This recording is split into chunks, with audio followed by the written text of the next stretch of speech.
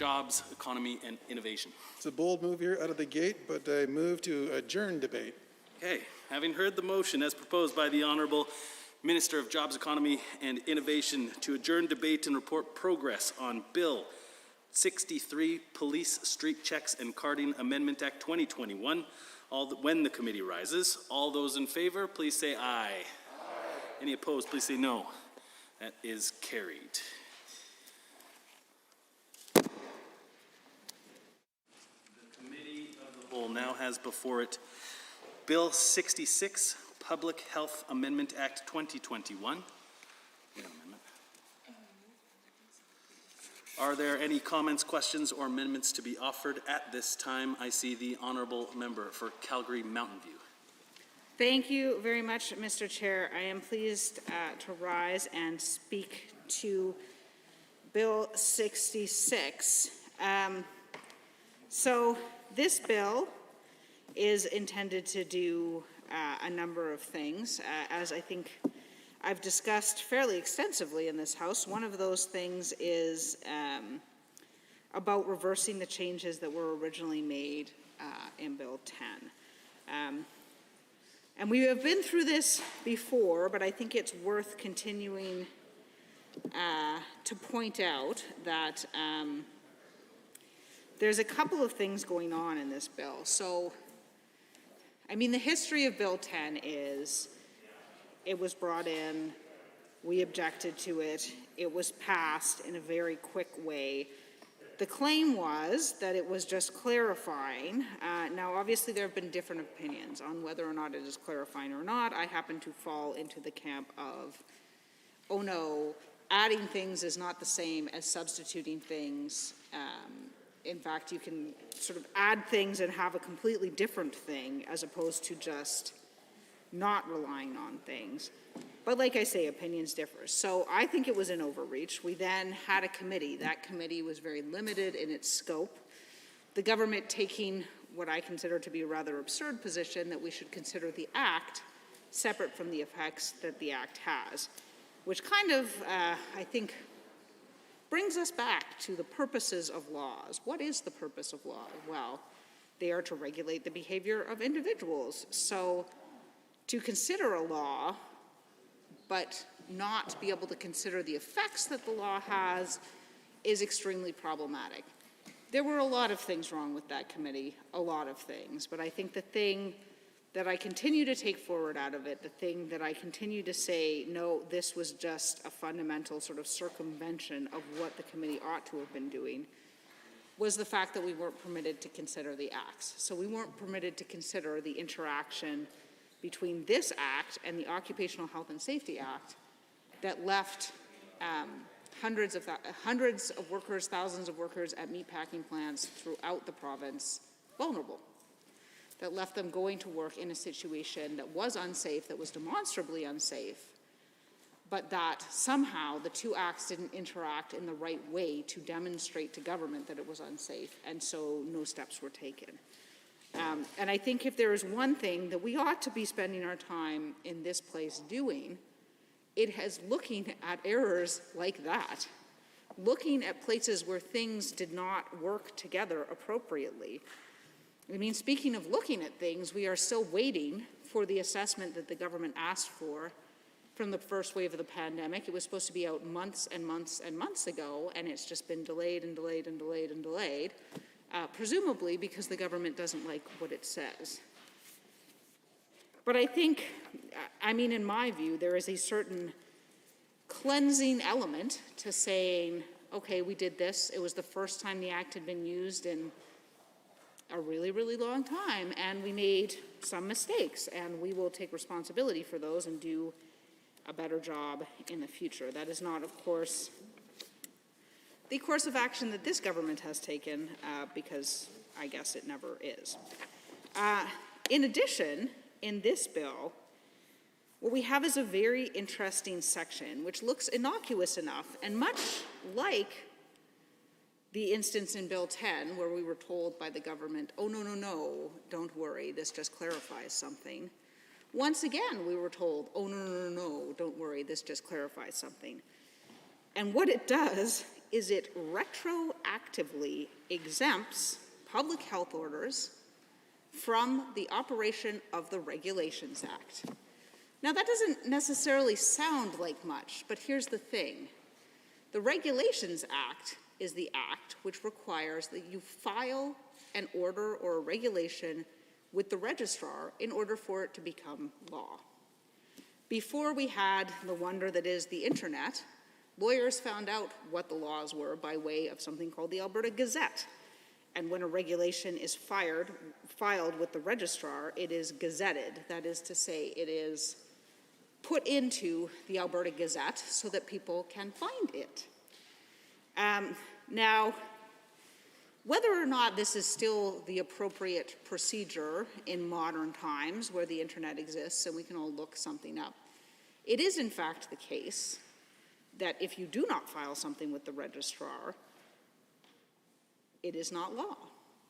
And as it turns out, one of the things that this government has failed to do is file its public health orders with the registrar. Or at least we think so. They've never been gazetted, so no one's ever seen them in the Gazette. And because it's a shall, i.e. when the registrar, who incidentally happens to be the Minister of Justice, receives said regulation, it is meant to go into the Gazette. So the fact that those public health orders have never been in the Gazette is highly suggestive that they have in fact never been in law. So, I mean, that's problematic, right? We've been seeing issues where everyone's kind of wondered why these things aren't being enforced and wondered why Crown prosecutors are not proceeding forward with these charges. The government has been very silent on this issue in terms of an explanation. And, you know, I had actually assumed that the reason the government was being silent was because they have drafted the orders in such a way that they are so unbelievably vague that it would be very difficult to prosecute under them. For instance, one can avoid having to wear a mask for any physical or psychological reason. That pretty much gives everyone, everywhere, a defense. This is incredibly problematic because we've seen these people flouting these laws, essentially thumbing their nose at it. So, yes, it's important that we bring this in. It's important that we allow these laws retroactively to be validated so that they can be prosecuted. But I think what it points to is, once again, this government is so busy playing politics that they cannot do the hard work of governing. There have been so many examples of this. And, you know, the government likes to say, oh, well, they're obsessed with us, but we're equally obsessed with them. Well, that's the job of the opposition. That's literally how this system works. The government governs, the opposition criticizes, suggests alternative, basically holds the government to account. The government is not meant to be obsessed with the opposition. The government is meant to be obsessed with governing, which is the thing that they, and only they, have the power to do in this province. But this government, rather than governing, rather than doing the hard work, rather than working for the people of this province, they spend all their time politicking and being obsessed with the opposition. And I think that that is highly, highly problematic, and it represents a broken system. So, I mean, this is an issue. This bill is a big issue. The fact that buried somewhere in another one of these multiple statute amending acts is this provision which was not explained to the media, it was not explained to the opposition, it was not explained to the public. And it is a provision that attempts to go back in time and retroactively validate laws that the government for a year didn't bother to make valid. And one has to wonder at the motivation for that. I mean, certainly, maybe it was an oversight. I don't know. For an entire year, it seems to strain credulity that government, who has hundreds of lawyers working for them, an entire army of lawyers, that not one of those lawyers noticed this. It really strains credulity, which suggests if the government did notice it, then why didn't they do anything about it before now? We're 14 months into this pandemic. I mean, it's all well and good to retroactively say, well, these are exempt from these provisions, and so even though the regulation was never published in the way that it's required to be published, they were operational for a year. The fact that the government has put in this statute that they have to go back in time and retroactively validate that, to me says they knew it wasn't valid. And I think that that is incredibly, and they ought to have known it wasn't valid. The registrar is, after all, the Minister of Justice. So presumably when the first public health order was published back in March of 2020, that minister should have jumped up in cabinet and said, hey guys, you have a problem. And if the government didn't seek to correct that problem, it suggests that they didn't think it needs correcting. And that is very, very worrisome to me, because we have seen in this province the results of a lack of enforcement. You know, Albertans are generally very law-abiding people. But, you know, when you have a law that repeatedly is over and over again not enforced, eventually people get the message that the law isn't going to be enforced. And that is highly problematic, because it is impossible. There is no law in existence that can be enforced sheerly through use of force. The law relies on the fact that 99% of the population is going to follow the law simply because it's the law and for no other reason. So when the government is reluctant to enforce that law, when the government demonstrates over and over again that reluctance, not just through failing to take the necessary enforcement steps, but through having a premier and ministers who stand up over and over again and talk about people's God-given charter rights to violate the law, which is not even an correct constitutional argument, I think that's incredibly problematic. So I am glad to see this bill come in. I am glad to see those corrections made. I think that they are important. But I also think it points to a larger problem. It points to a larger problem where we have a government that is so obsessed with politics, is so obsessed with their far-right base, that they can't get on about the business of governing. And I think when you're talking about a failure to file a regulation so it winds up in law, like, this isn't a left-right divide, right? This isn't like they, you know, have a different view. They believe in trickle-down economics. We don't. We believe in upstream intervention. They don't. Like, those are things on which I expect us to divide, because they are things on which we regularly divide. But hey, when we pass a law, should we actually take the necessary steps to make it the law? Like, those aren't things that divide along partisan lines. Those aren't things that divide along a political spectrum. I think everybody agrees. If it's the law, you should take the steps necessary to have it enforced. So I suppose my closing comments on this particular bill are, I am glad that the government has taken these steps. I am glad that they corrected Bill 10. I am glad that they are correcting the situation with respect to the public health orders and the Regulations Act. Yeah, those things are important things, but I wish they would have done the hard work in the first place. And I think Albertans wish they would have done the hard work in the first place. In fact, many Albertans, I'm getting a stream of letters that hope that they will do the hard work now. And I say that because, you know, we are in a situation where if we do the hard work now, that's it. We're pretty much done with this. We can be through it. And we're considering not doing that. And that really worries me, because and I think everybody in this room are ready to be done. I'm ready for my child to be able to go regularly to school without isolating preschool in my case. I am ready to be able to see my friends and to have my parents be able to take care of their grandchild and to go out to eat. I'm ready for a lot of things. And I think that if we do the hard work now, then we can have those things. And I'm worried that if we don't do the hard work, we won't be able to have those things. We will see another wave and we'll be back in this position again.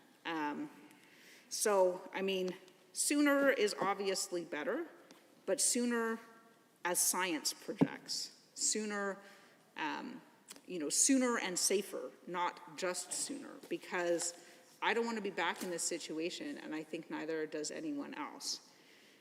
So, yeah, that's a number of different things with respect to this bill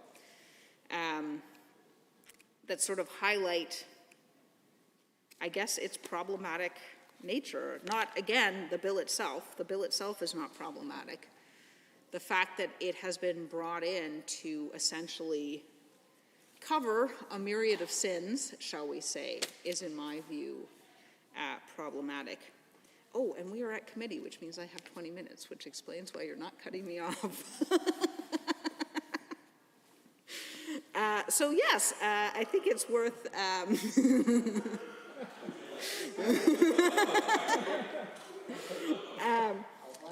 Well, I feel like we were looking at passing standing order changes that would have allowed interjections, but anyway, that's a whole side issue. Yes, we are at committee, so I still have 3 more minutes, which explains why I have overrun my time. Yes, I continue to, I guess, be concerned with this legislation. Again, not the legislation, but the things that went before. And I hope that even if they won't publicly admit it, that even if we'll never see them come into the House and sort of mea culpa about it, that this government will pay a little bit more attention to governing, because filing your order with the registrar so that it can be gazetted and it can properly be in law is a boring thing to do, but, everyone has to do boring things. Taking out the garbage is boring, doing the laundry is boring, doing the dishes is boring, and yet these are things that everybody has to do in their everyday lives. And so I hope that this government will start paying more attention to those boring but critical tasks that will enable their laws to be laws going forward. And I hope that they will pay more attention as they think critically about things like Bill 10 and listen to people. I mean, they don't even have to listen to us. We weren't the only ones complaining about it. There were plenty of other people to listen to. But that is the problem at the end of the day with pushing legislation through the House. This government likes to talk about how many hours of debate something has had. The hours aren't the relevant factor. The relevant factor is the number of days. The relevant factor is, has it made it out there to the population? Have the people who work in these areas had a time to say, oh, there's a change to the law. Why don't I go look that up, figure out what the change to the law is, and figure out what the impact is, and then get back to government. That's what takes the time. It takes time for the public to understand what's happening enough to raise potential issues. Because with something like a pandemic, we really ought all to be in this together. We really ought all to be willing to work together, and there are many Albertans who have been willing to come forward and make those representations to government. And so I hope that if nothing else, this government has learned to listen to those folks. And so, Mr. Chair, with that, I will take my seat. Thank you, Honourable Member. Are there any members wishing to join debate? I see the Honourable Member for Lac St. Anne Parkland. Oh, thank you, Mr. Speaker. It's really good to be back in here and a chance to talk to this bill, Bill 66. Really appreciate the comments from the member opposite. And obviously, in the political stripes and spectrum and backgrounds, we all have different opinions, and that's where this place can be one of the best places that we can ever go to express those opinions on behalf of our constituents and to have that fulsome debate. Now, with the typical process, and I just want to comment on a couple of the statements that the member made, and it won't be verbatim because I'm not a legalese type person, not a lawyer by any means, so bear with me. And I didn't take a ton of notes on this one to capture all of it. But if we need to travel back in time to look at Bill 10, as it were, since Bill 66 is relevant to that, we all were dealing with something new. My position on this team, on this bench, is typically to come off and skate across and give up the occasional shoulder check or whatever takes place out there to kind of set the record straight, because that's kind of the ability that I have, and I bring that to the team. I actually checked my typical behaviors that are in this House with the common sense that we were trying to go through something a little bit different for the benefit of Albertans. We were probably one of the only provinces in the country where the opposition didn't afford that back to the government. The opposition at every turn, when we talk about politicizing, at every turn tried to have a 180 point of view on it.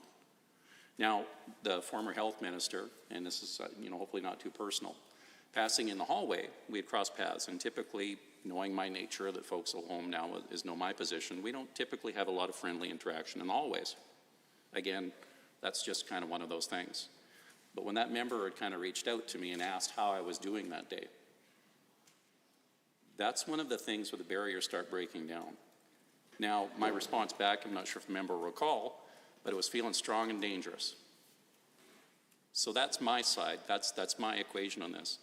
A lot of the members opposite had never been in these type of circumstances where you had to make real decisions. Background, working on big projects, I know I go to jail if I screw something up. I know that other people's health is in my hands. And some of the members opposite, nothing against them, Mr. Chair. They were either social workers, school teachers, lawyers, those type of things. They haven't been in those type of circumstances. And that the opposition members were, and rightly so, since we were dealing with a lot of things here, scared. Well, maybe child welfare, that's okay, I forgot to leave you out.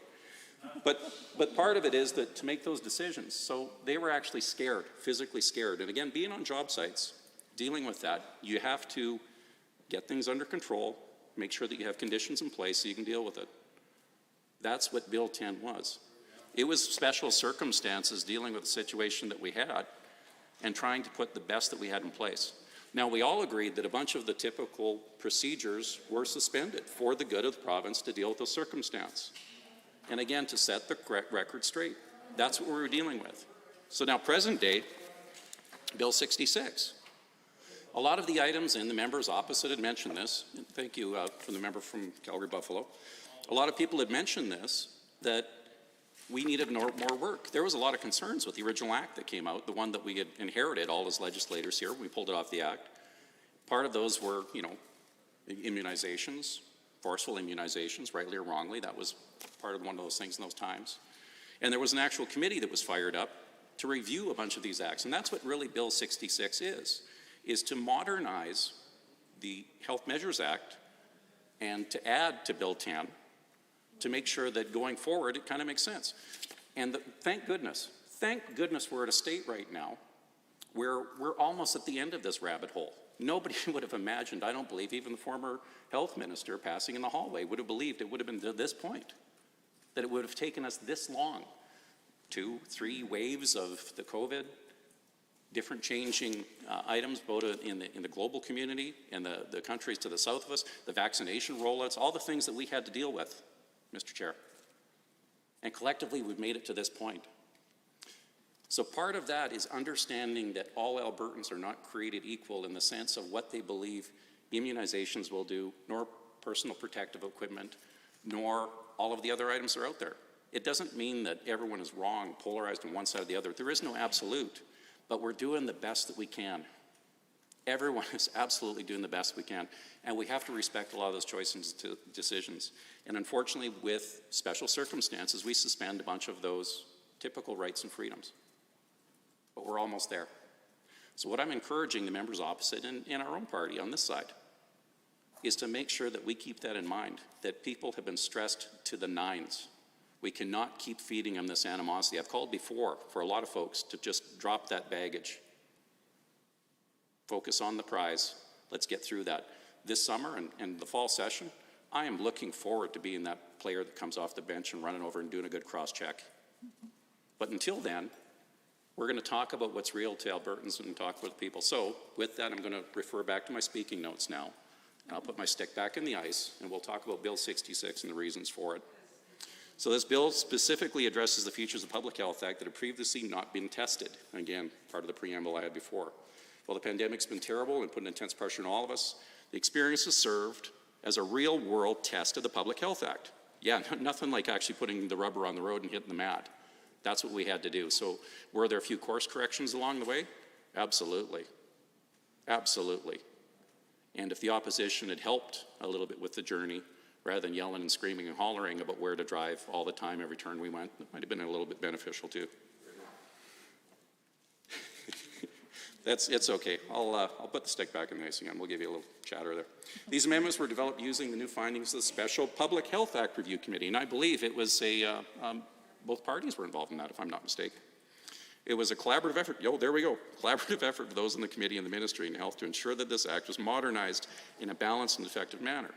This bill will modernize the health acts of the legislation, strike the balance between protecting health and safety Albertans during public health emergencies and maintaining the original or the individual rights by allowing for greater public transparency during the emergencies, repeal the Public Health Emergency Powers Amendment Act, sections of the Public Health Act, and updating the existing provisions. Some of those specific changes would be removal of power for the ministers to modify by legislative order, enhance the rights of individuals, and add checks and balances on authorities, and modernize the Act to reflect current and emerging public health challenges, such as chronic illnesses.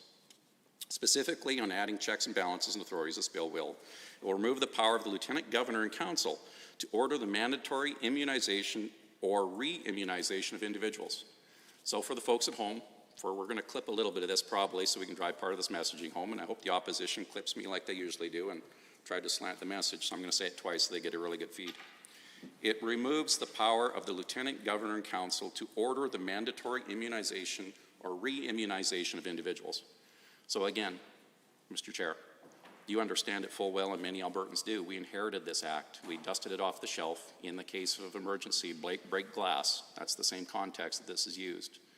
And some of the items that were found by the both parties being part of this committee, that was one of the items that needed to be modernized. Removes the power of the minister and regional health authorities to conscript individuals needed to meet an emergency. And again, we have to think about, the Wayback Machine and history of the time when these acts were written and the course of events that got them to that point, and it was a different era. Clarifies the rights of Albertans by requiring that individuals who be detained to be immediately informed of the location. So again, requiring individuals who will be detained to immediately informed of the location. Establishes criteria to be satisfied before requiring an individual to be treated or examined. Establishes criteria for handling an individual's personal health information collected or disclosed under the Act. The amendments require that the orders applying to the public or groups be published online. Further requires this Act to be reviewed every 10 years. So again, hopefully the next group of legislators that come through, if they have to go through an event, that they will refresh it, because that was one thing that I think we've all noticed. Again, a bit surprised with that break glass in a case of emergency. Legislation will allow for the Act to address chronic illness, which is the leading cause of death and disability in Albertans, and accounts for the majority of Alberta's healthcare costs. It's also important because this legislation repeals sections of Bill 10, so yes, we are repealing sections of Bill 10, which were passed in the midst of early concerns that the legislator would not be able to function during the pandemic. Again, something that we're dealing with, it's way easier now to deal with change this far on than what it was at the onset. And that wasn't just to this jurisdiction, Mr. Chair, it was right across the board, right across the country. And again, hats off to all the folks that have been dealing with this for the last year, both in the frontline health workers, the individuals, the legislators, everybody out there, police services, teachers, everybody that's been dealing with this to get us to this point. Now, in retrospect, we can see the legislator is much more resilient than we'd previously thought. We recognize that these sections of Bill 10 were unnecessary and we're removing them accordingly. So again, knowing now, going through that iterative cycle, putting something in place, reviewing, tweaking, modernizing it, getting to the point we're at now.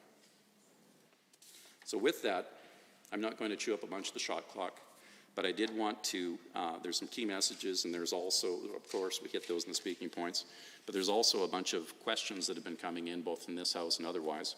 And if I may just expand a little bit on those. Sorry, I did mark it here. I apologize for losing my place, but given there's 20 minutes and no one's going to 29-2A me on this, I'll make sure I get the right ones here. After that. Yeah, so why are you repealing the Health Emergency Powers Amendment Act? So the proposed amendments in the Health Act will repeal the sections. We talked about that. Includes the additional authorities and powers that were added for the Public Emergency Amendment Act and the authorities added in 2002, so repealing that. To be precise, the proposed amendments will repeal all sections 52.123 and 5221-2-5 of the Public Health Act. What was the delay? One of the other things is, well, why didn't you do it in first? Well, again, we had a committee, which both parties were part of, and came up with recommendations. So obviously that takes time, and also to do a fulsome review on it. And the other thing too, it's like driving down the highway while you're shifting gears and then dropping the transmission out and changing oil while you're driving it. It's not the best thing to do. So you still have to go forward. It's not the most perfect situation, but we are fixing as you go along. So I don't want to take up too much more time. I know that everyone else wants to debate a bunch of other bills that will be coming up here, Mr. Chair, but I did want to correct the record on a couple items and also put my own personal observations on it. We'd be more than happy to get back to business. We're more than happy to get the province back open. I know that there's a ton of folks, and here's a personal observation, and I'll encourage the opposition as other community leaders that I have for a long time. Our job as people that influence, our job as leaders are to lead. We do not, I can't remember the words that the member opposite had used, but essentially, I don't know, pine over or what the opposition is doing. Quite frankly, I don't care what the opposition is doing. I'll listen to what your comments are as a private member, but pining over what you might say or what decisions are being made, I'll listen to you once in a while. But quite frankly, Mr. Chair, there's one bus driver, that's the Premier. He's got his key people in front of him. Those are the cabinet members. Everybody else in the province, they gave him the keys to drive. He has to take the information that's based on all those people providing their input, but rightly or wrongly, a lot of us are along for the ride. Now, we can influence part of that. We can talk about it, but until somebody else jumps up and grabs that shiny set of keys in the steering wheel, that's the way the system works. And my own personal observation in here is that if we want to have fulsome debate and go back and forth, then yes, let's drop the conjecture. If not, then we can drop the gloves. But I would caution and wish that we could wait until the fall session so we can get past this, because that's really what people need, because they're stressed to the nines. They don't need any more social media posts. They don't need polarization. You've got people that have been stretched to the limits, and they don't know what's real or what's not anymore. And to me, Mr. Chair, that is one of the biggest injustices that leaders have done over the last while. Instead of giving people hope, telling them that we're going to get to the end, that we're literally that close. We're literally that close. We all want to see our family members again. There's been deaths. There's been funerals that we haven't been able to attend. There's been lots of things with the school events. There's been tons of things. We all want to get back there. We also want to plan for those little things so we can start to get back to normal. You can't do it overnight, but we got to give people some hope. So I'm imploring you, talk about the good things. Stress some of the good things. Park our baggage that we have in here just for a couple weeks. Let's get people out of that, because quite frankly, they're concerned. And I'll see the difference between driving out in rural Alberta, because again, my constituency, I'm fortunate, it's right on the borders of Edmonton, driving out in rural Alberta versus when I come in the city. We've got a lot of stressed people. You got to let them know it's okay. The immunizations are getting there. Put the fire break around. It's going through the population, and we can start getting back to normal. So with that, I'm going to end my remarks, Mr. Chair, with the plea that folks will not get too political on this. If you are, that's fine. But I've asked you nicely, and I would hope that you would consider Albertans' health, mental health, financial health, all the other stresses that they have right now that we don't need to be causing anymore in here. So let's get back to work. Let's get back to where we should be. Let's get back to the real normal. And I can't wait to have a mask burning party. And I hope all of you will join me for that when we truly put COVID behind us and get building the province and doing what we need to do. Thank you, Mr. Chair. Thank you, Honourable Member. I see the Honourable Member for Edmonton Glenora has risen. Thank you very much, Mr. Chair. And many people here who I've had the opportunity to work with for 2 to 6 years know that typically when I'm in the hallway, I do ask people how they're doing. And typically, people respond, yeah, thanks so much to the member from Cardston-Siksika. And typically people respond with something personal in their life. And then maybe they ask the person who asked them how they're doing the same question in return. That is often a typical human interaction that people have in society. But the member from Lexington and Parkland is absolutely right that when I asked him how he was doing, he said feeling strong and feeling dangerous. In the middle of the first wave, while we're walking in the hallway. And then to come into this place and belittle the expertise that members of this assembly on both sides have, the backgrounds that they've brought to this place. I ran $1 billion a year budget when I was the chair for the Edmonton Public School Board. I ran a $20 billion budget when I was the Minister of Health. I was at the table making the decisions around evacuating Fort McMurray during the wildfire and how we were going to save the seniors who were at risk of perishing. So don't come to this place and say, oh, I feel strong and dangerous, and think that that's a nice way of interacting with other humans who are also in this place to make decisions and carry the leadership of this province forward. Don't come to this place and belittle the lived experience, the work experience, the professional experience of other people in this assembly. I find that incredibly disrespectful and disrespectful to the people all across Alberta who are also making incredibly difficult decisions. I had a family member die of COVID, and we haven't been able to have a funeral. So don't tell me that I need to come to this place and talk about hope and optimism. I am fighting for leadership, for the government to step up, for the government to show some courage, for the government to act in a way that protects lives and protects the people of this province. I am relieved that I have my first vaccine, and that many of us in this place do. But leadership isn't about puffing your chest up and saying you feel strong and dangerous when somebody asks you how you're doing. Being part of a community, whether it has opposing views or opposing backgrounds that gets you elected to a community, to a place. I grew up in a town where every kid on the street when a car drove by stopped and waved. That's what community is. And that's what I think we should be trying to build in this province, and showing some respect to one another, some caring to one another, some compassion to one another, and honoring the expertise that each of us brings. And all of us ended up here the same way. We had the privilege of putting our names forward and having people who live in the constituencies we chose to run in, first of all, select us to be their candidate for their party, and second of all, select us to have the honor, the privilege of coming to this place and making decisions on their behalf. So don't tell me I need to come here and be a cheerleader. Don't tell me that when I come to this place, I'm not bringing the same level of expertise as one another. We all have different expertise. We all have different backgrounds. And I will continue to say hi to people in the hallway. And the vast majority of members from either side will usually say hi back. And we'll have a human interaction. That's the way our society should operate.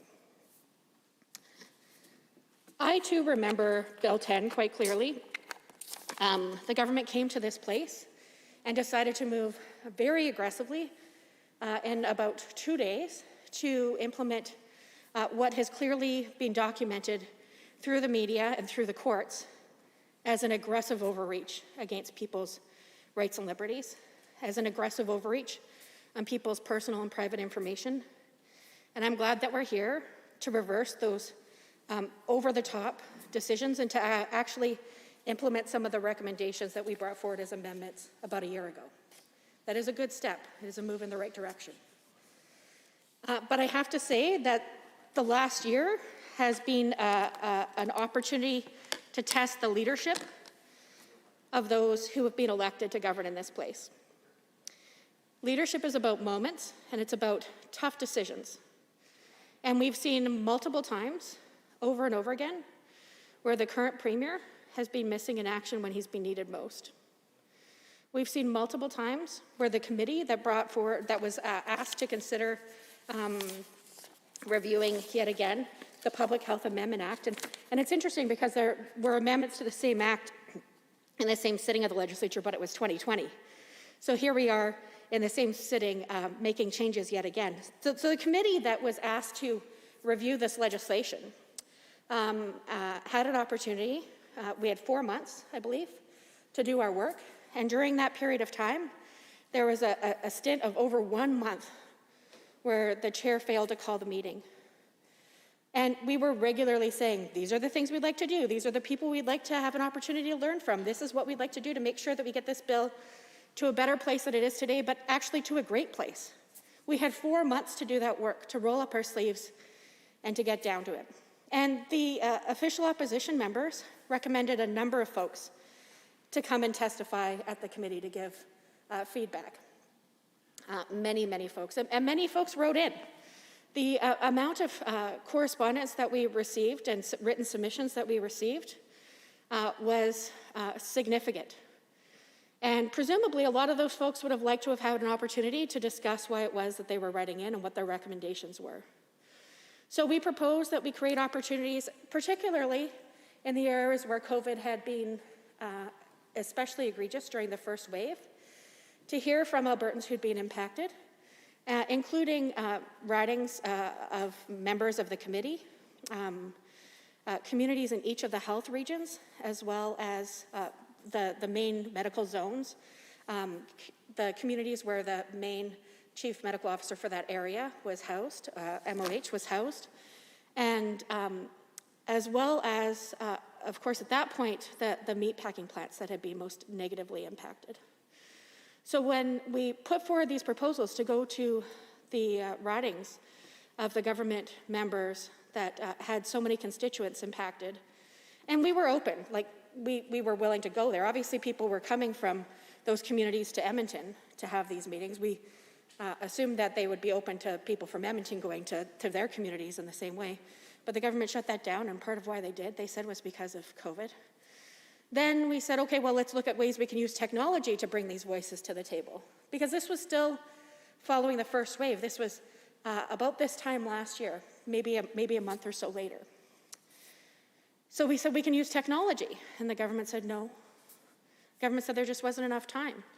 And then after waiting for over a month for the government to reconvene the committee so that members could contribute, they said, well, there just isn't enough time to hear from all these groups that you want to hear from, so we'll select a small segment of them and hear from them.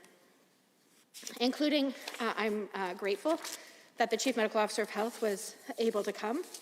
And when we were asking questions, particularly about the reporting structure and about the way Albertans could have the greatest confidence that their advice was coming unfiltered and freely, the government shut down many of those questioning opportunities. When we asked in committee if the Chief Medical Officer of Health would be open to returning for another opportunity to discuss this legislation as one of the key pieces of legislation that governs the operations of that position, the Chief Medical Officer of Health said, of course, there's nothing more important. This is nothing more important. This is a very high priority, I think, was closer to the paraphrasing, and that they would be very happy to return and continue the work. And then the very next meeting, the government rolled in and brought forward a motion to stop hearing from anyone at all as we move forward.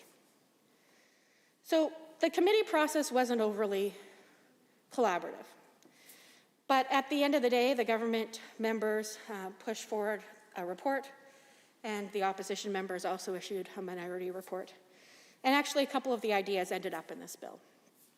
So I think that some of the work that the minister's office did perhaps was more collaborative, at least in terms of the outcome of some of the changes. But there were some pieces that ended up in this bill that weren't discussed in committee, weren't discussed in this House prior to, that are significant. And I want to address one of them in the time that I have remaining, and that is around the government recovering costs from individuals and or organizations when it comes to enforcing public health orders.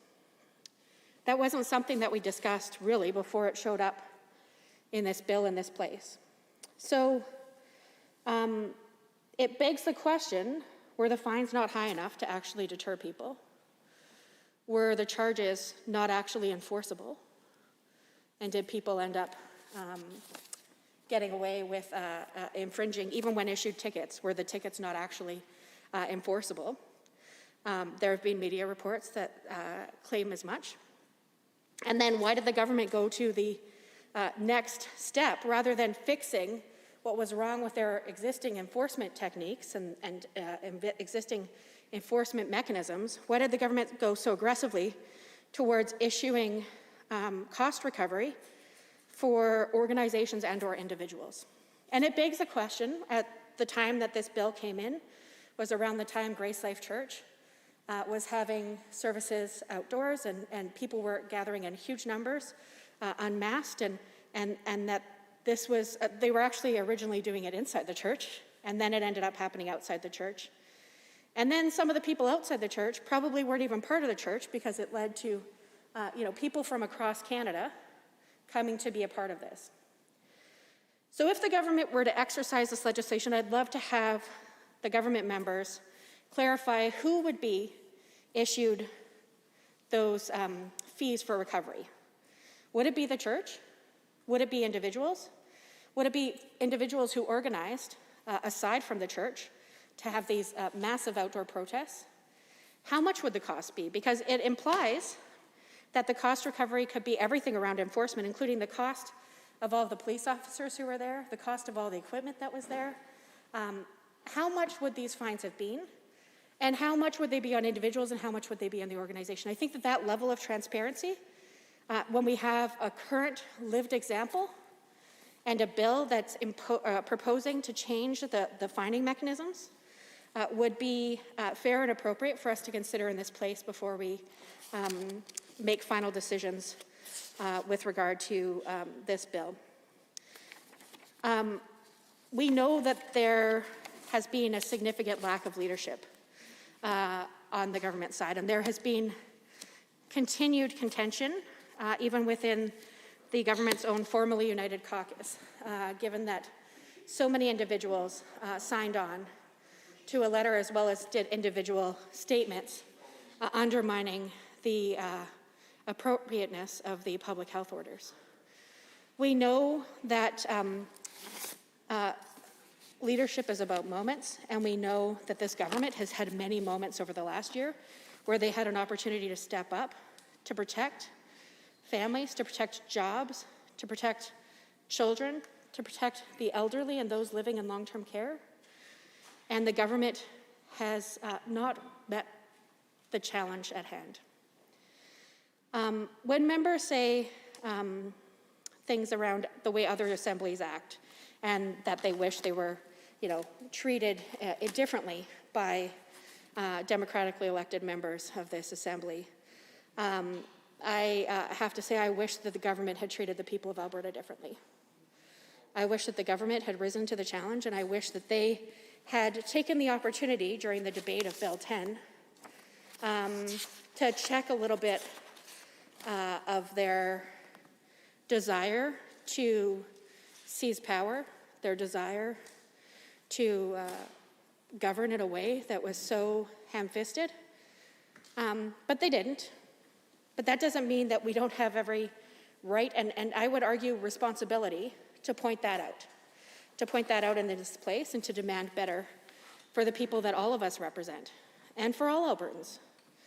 When I think about the children in daycare who have had exposures in just the last few days, and their families and everything that they're dealing with to try to address the significant pressures on their families when, of course, their child needs to come home and isolate without any notice. It is a wonder that the government hasn't taken more pause for consideration and an opportunity to reflect on the decisions that they've made and the legislation that could enable a better response to this pandemic or any other major public health crisis.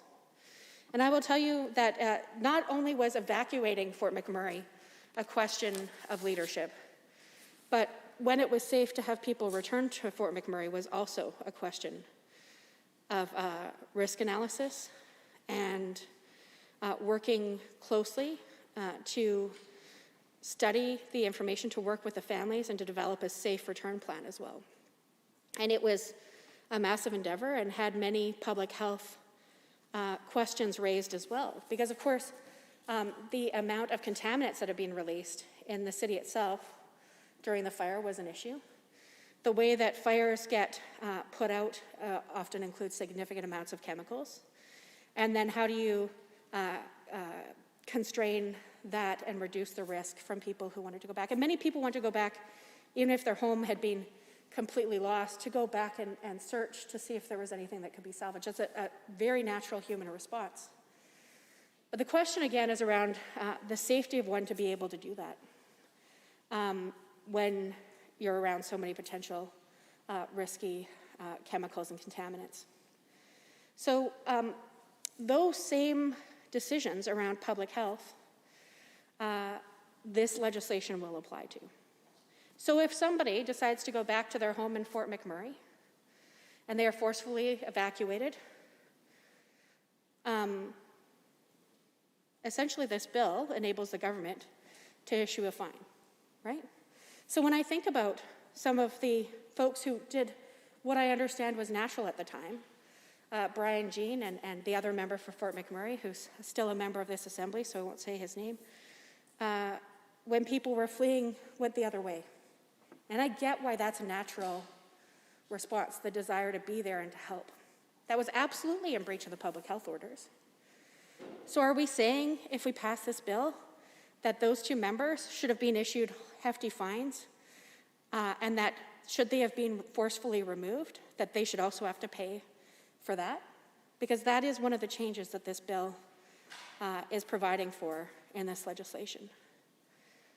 Bills are not to be taken lightly, and I know that folks probably have had a briefing in caucus or in another format and being told, you know, it's really important, we got to pass this bill. And there are some things in this bill that I think are improvements over where we're at today. It's important to remember how we got here, and of course the story of Bill 10 and the legacy that has left on the governing caucus. But also, it's important to think about the future implications of any piece of legislation, particularly one that is created in a time of pressure, right? This bill and the predecessor to this bill were written in times of pressure. But it's important that leaders pause, take due consideration, examine the evidence, and think outside of that pressure cooker about other applications at other points in time. Because bills aren't intended to be rewritten multiple times a year, even though this piece of legislation is being given that experience at this very time. They should be more lasting, and they should have more foresight taken into consideration when they're being drafted. I'm going to take a moment just to honor some of the expertise of my colleagues and the skills that they bring in to this place. And I imagine, I know that there are expertise and skills on the other side of the house as well. Earlier today, I had the opportunity to spend an elevator ride with a former police officer. I also have the opportunity to spend time with former child welfare workers. And I can tell you both of those people are brought in tremendous times of pressure to make tough decisions in many situations. I did a ride-along a number of years ago, and one of the stories, or one of the situations that still I think about often, was a call to a domestic violence situation where the woman was fearful for her life, and so was her child. And I was thinking about that kid going back to school on Monday pretending everything was fine, when clearly everything was not fine. It was going to be a really tough weekend in that house. I was thinking about the social workers who were also coming later, and the difficult decisions they were going to have to make at that point in time about whether or not this family could continue to be in the same roof, under the same roof at the same time. And the police and the social workers made a lot of those decisions in consultation. Expertise that we bring to this place should be honored and respected. Expertise we bring from our financial backgrounds, having run organizations on this side of the house of many billions of dollars, many of us. I just would encourage all members of this place to consider the matter at hand. Consider your colleagues as members of your community, whether they live on the same street as you or whether they live down the highway. We are all part of Alberta, and we should honor the expertise that we bring to this place instead of coming here attempting to belittle it and using analogies about being an aggressor and shoulder-checking somebody. I don't think people elected us to come here and act like the hockey thug. I think they elected us to come here and consider good ideas and bring forward potential amendments to make good ideas better ideas, and when bad ideas come forward, to call them out. Thank you, Honourable Member. I see the Honourable Member for Cardston Siksika has risen. Thank you, Mr. Chair. Just a point of clarification. Am I allowed to speak without a jacket on? In Committee of the Whole, I know I can remove I it. believe you can. Just for good measure, I'm going to throw it on. Looks better. It's a nice jacket.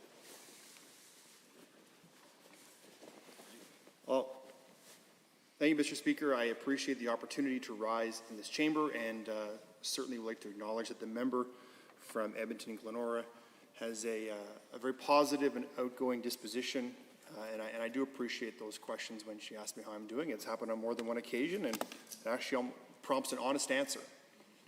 Sometimes not doing so great, but I do appreciate her saying that, honestly. But I wanted to rise today and talk about why I'm supporting Bill 66.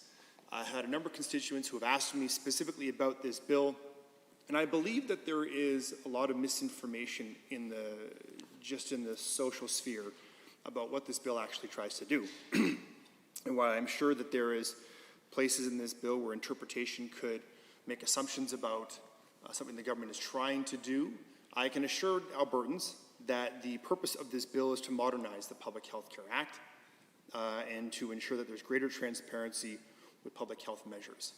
And in doing that, we're also respecting the need to adapt and modify and basically move and shift with the ever-changing nature of this pandemic for COVID-19. But there are 4 things in particular that I wanted to address in my remarks today about why I am supporting this bill. But before I do that, I want to basically outline, for those who are watching at home, a little bit about why the government has acted the way it has in responding to this pandemic. A number of my constituents have reached out to me and asked why we're not more like Texas or Florida, where things are just wide open. And I can understand the question. I think it's a fair question. But the nature of our healthcare system is different than that of our neighbors to the south.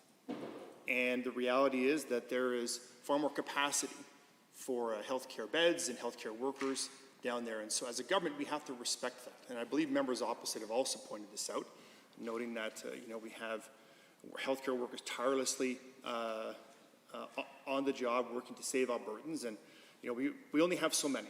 We need to make sure we don't burn them out.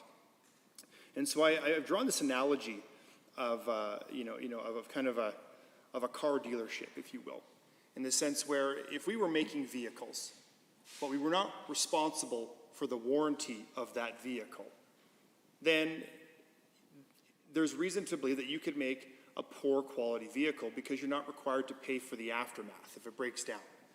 But as a government, we do cover the cost of healthcare in this public system that we have. And so we must understand that in order to avoid catastrophe down the road and having to pay for it where some of the cases of COVID will end up in hospital, as they inevitably have, and in some cases, in some instances, as we've seen waves or peaks and valleys of this virus, that there has been a serious concern about overwhelming that system. Then we need to take measures beforehand to ensure we're building a good product, or taking measures to ensure that we don't have that problem down the road. So we need to build a good car, Mr. Speaker. And so while I understand that the public health measures that have been implemented in this province have been frustrating for so many people, myself included, in a perfect world, I'd love to say we're done with this and no more problems and COVID isn't an issue, but the reality is it is. COVID is real.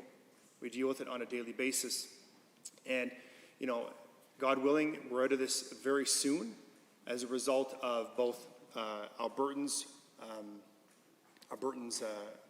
good nature in taking care of each other, but also of us being able to roll out vaccines at a rate that gets us where we need to go. But on the topic of vaccinations, the first reason why I am supporting this bill. So decades ago, mandatory immunizations were put in the Public Health Act. And during the deliberations of the Public Health Act Review Committee, which, Mr. Chair, you were the chair of that committee, even Dr. Dina Hinshaw, the Chief Medical Officer of Health, spoke to that committee and said on public record that this clause in the Public Health Act of mandatory vaccinations had never been used before and saw no purpose in keeping it. Now, I personally put together a petition asking Albertans to support the removal of this section of the Public Health Act, which I'll refer to the bill here, which is, I apologize, I got it all nicely marked out, as you can probably see. Yeah, so it was section 38(1)(c) and 3 that are repealed. And I can read that into the record, Mr. Speaker. It says, where the Lieutenant Governor and Council is satisfied that a communicable disease referred to in section 2021 has become or may become epidemic, or that a public health emergency exists, the Lieutenant Governor and Council may do any of the following. And of course, C, it says, in the case of a communicable disease, order the immunization or re-immunization of persons who are not then immunized against the disease or who do not have sufficient otherwise evidence of immunity of the disease. Now, Mr. Speaker, I have received my first dose of the Pfizer vaccine, and it was one of the easiest things to do. I simply went online. I saw there was an appointment the very next day at 3 o'clock at the provincial building in Cardston. Went in there and got it done. It was super easy. And I have to give a ton of credit to the public health care workers who were in the facility, who were kind of coordinating this effort with such a high level of professionalism. And I'd love to say that I got to give credit to the people in Cardston because that's just the way we do things. But that's across Alberta. Our frontline healthcare workers are just world class. Now, I got my Pfizer vaccine, and dare I say, my wife has also been vaccinated as well. I don't want to, reveal that, but she has, and I'm happy about that. But I also believe that it is a right to make that decision, and it is my hope that Albertans will continue, if they feel comfortable, to get vaccinated because it is the fastest way to achieve herd immunity. Over the past 14 months, the last numbers I saw, I believe we had well over 200,000 cases of COVID of those who have recovered from this virus. But that's 14 months, Mr. Speaker. We're doing that many vaccines in almost a matter of a week. So to get to herd immunity through natural community transmission would just take too long. We'd have to continue to play cat and mouse with this virus and deal with the peaks and valleys and continue to put at risk our healthcare system, overwhelming it. So this is the fastest way. And so I acknowledge that there are those who don't want to get the vaccine, but I can assure Albertans that it is safe. But by removing forced vaccinations from the Public Health Act, it assures Albertans that this government is not going to force that upon them. And I think it's an important part of this government's commitment to personal liberty and freedom. We are all responsible for each other, the idea of order, liberty, Mr. Chair. But the reality is, there are those who will make that decision, and I respect that. And I've spoken to many of these Albertans who don't want to get vaccinated, and they say, we're doing our part, and I understand that, because we do need to keep each other safe. So that's one reason. Two is the rights of to be informed of the location if you are detained. Now, I believe that this goes back to a problem we had or saw back in earlier this year when an individual, I believe her name was, if I read this probably, Nikki Mathis. I think on January 28th, she was coming back from a trip in the U.S., and upon arriving in Calgary, she was detained by members of the Public Health Authority of Canada, or PHAC, or FAC, or whatever you want to call it, and did not inform her husband, I believe his name is Chris, of her location. Now, from a purely concerned spouse perspective, that would just drive me wild, not knowing where my spouse was, how to get a hold of her, if she was okay, what state of mind she was in. These things, even on a good day when I'm here, Mr. Speaker, and I'm not home with my family, which is where I worry about these things. As any individual would, you'd worry about your family. So this bill certainly responds to that by adding in that individuals must be immediately informed of the location if they're going to be detained. And I think that's an important thing to note here. The third thing is to remove the minister's rights to modify legislation by order. Mr. Speaker, I think that was a thing that got a lot of concern from constituents of mine who felt like it was consolidating too much power in the hands of the minister. I think that this bill, again, clearly identifies a need to manage public health concerns and manage a pandemic as we address these concerns, right? Continue to build a good car rather than deal with the warranty issues later down the road. But there are certain things that may just not be necessary. And, this legislature has proven, especially in recent days, our ability to vote remotely and to meet under extraordinary circumstances. And something I applaud members on both sides of the House that we have, managed to make this work and work collaboratively to do so. But effectively we can meet. Now, if this was 1910 and a substantial number of members of this legislature had fallen ill, we would not have the numbers to form quorum, we wouldn't have the ability to pass legislation. I suppose there'd be a need to adapt and deal with the ever-evolving nature of a pandemic. But if you don't have the legislature or the numbers to convene it, then you can see there's a problem. So but given modern day technology, there is that opportunity, Mr. Speaker. And the last thing here is something that came up, I believe, in the Public Health Act Review Committee, which was to review the bill, or rather the act, every 10 years.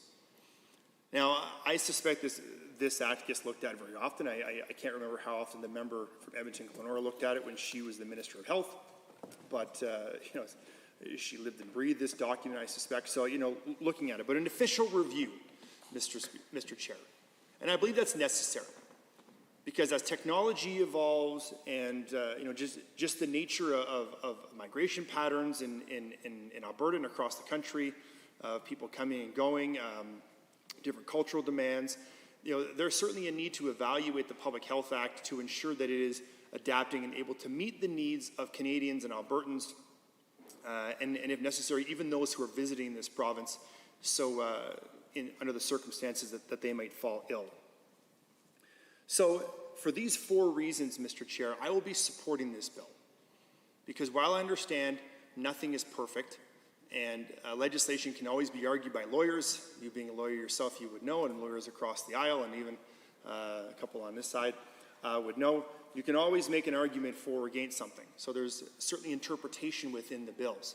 But the intent, and I repeat, Mr. Chair, the intent of this bill is to ensure that we do have greater transparency within the Public Health Act, particularly during public health emergencies. So while I understand and I can appreciate the concerns of my constituents, and I appreciate them reaching out to me frequently to express their concerns about all nature of all legislation that we bring forward, and also a number of constituents who reach out positively. Though I do find, and I suspect it's equal across all members of the legislature, constituents usually reach out when they have a concern or a problem, not so much to give you notes of congratulation or appreciation, though I do get those, and they are wonderful.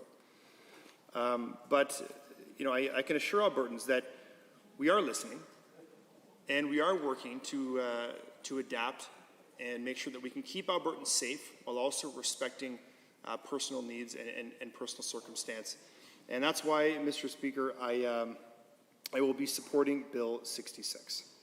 Now, before I take my seat, I would like to conclude by simply saying how much I appreciate the work done by Albertans during this time of difficulty.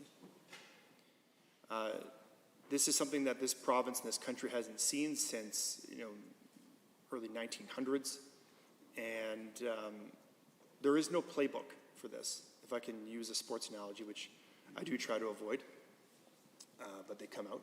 But there is no playbook for this. And, the member from Laxton and Parkland had mentioned that, he was concerned that we didn't have collaboration from members opposite, and I genuinely have felt that as well. While I understand there's members being critical of what the government's doing, I have felt in times that other legislatures have been far more amicable and in their desire to work together. Now, again, it's the opposition's job to hold the government to account. And having been a staffer working for an opposition party in this legislature, I certainly have written many speeches and done lots of research to hold the government of the day to account. But I would like to maybe remove, and I am guilty of this myself, but remove some of the political theater and the rhetoric from this chamber, particularly surrounding issues of public health. And the reason for that is simple: fear. Significant fear has been, a lot of fear has been driven and perpetuated by social media accounts and posts outlining the worst possible scenario and then passing it off as the norm. And there is no mistaking that on at least 2 occasions during this pandemic, we were careening towards what could have been an absolute healthcare catastrophe. But because of the good work of Albertans, who took the public health measures seriously, we were able to bend that curve and stop it from being an all-out catastrophe. But I have sat in this chamber and called points of orders myself on the Leader of the Opposition and other members in this chamber who have suggested that this government is deliberately or, hurting people. And just like during the Fort McMurray wildfires, where the opposition likely disagreed with how the government of the day addressed the wildfires, there was never a question that it was nefarious in intent. At least that's my perspective, Mr. Chair. Now, there could be members on that side who felt that way, and then I didn't write those speeches, Mr. Chair, rather. But you also can't look at that instance and say, well, because you did it to us, that's how we felt, we're going to do it to you now. Because that was isolated to one part of the province that was devastated by a natural disaster. But we are talking about something affecting the entire country, the world, Mr. Chair. And I guess the member from Lac Saint Anne Parkland certainly used some colorful analogies, but the reality is I see this on a regular basis. I get emails to my office with Facebook posts and comments perpetuating this narrative of fear that has been driven in a number of instances, not all, but a number of them, by members opposite in their comments, in their hyperbolic comments. So again, I'm not going to sit here and suggest that I am without guilt. But in particular, in this instance, when we're talking about healthcare, it is a scary thought if you're a citizen sitting at home hearing ramped up language from your legislators who are in a chamber with access to information and who live and breathe this stuff on a regular basis, who have access to information that you wouldn't normally have access to, or rather you wouldn't be normally paying attention to, and interpret it in a way that could suggest that the whole world is coming to an outright collapse and it's the government's fault. So I don't want to belabor this point because I see that my time is running short, but I will say this, I will be supporting Bill 66, Mr. Chair. I believe that the intent of this bill is noble, to ensure that we are adapting and that we're putting more power and more control in the hands of everyday Albertans, because they know themselves well, they know their families well, they know what's best for them. I will continue as my job, which is my job as a legislator, to help us get out of this pandemic as fast as possible. And I believe that doing so, or rather the best way to do it, is through vaccines. It's the fastest way to get herd immunity. But I also respect people's personal freedoms, and I think that's what this bill is intended to do. So with that, Mr. Chair, I appreciate the opportunity to rise and speak in this bill. I appreciate all my constituents of the great region of Cardston-Siksika for their continued outreach on my behalf. It's certainly been a tumultuous and difficult 14 months, but I do love interacting with them, whether it's in person or whether it's over the phone, to make sure that I'm listening to their concerns, responding as fast as possible, which, given the amount of correspondence a number of us are getting, is nearly impossible. But I am grateful. Ultimately, I'm grateful for that. So, Mr. Speaker, I will take my chair. Thank you. Thank you, Honourable Member. Are there any members wishing to join the debate? I see the Honourable Member for Cypress Medicine Hat has risen. Thank you, Mr. Chair. Appreciate the chance to speak to Bill 66, the Public Health Amendment Act. First of all, thanks to the Honourable Member from Cardston-Siksika for his contribution and his heartfelt words. First of all, the good of Bill 66. It's a repeal of many of the unconstitutional aspects of Bill 10, and the authors of the bill and the government should be commended for that. Bill 10 did empower the Alberta Health Minister and all cabinet ministers with the new power to write new laws unilaterally without input from elected members of the Legislative Assembly. Bill 66 does remove that. It removes the ability for the ministers to make unilateral laws on the fly, and that's a good thing. Before I go into areas where the bill could be greatly improved, I want to touch on the COVID crisis, the lockdown restrictions, and the effects in Cypress Medicine Hat for a brief second. Mr. Chair, colleagues, Medicine Hat, like so much of Alberta, also faced an extreme mental health, physical health, spiritual health, and economic crisis during the last 16 months, and may for a while yet. The amount of self-harm in my community, the amount of mental health, I just don't know where to begin to how to reach out to the families and the people that were involved and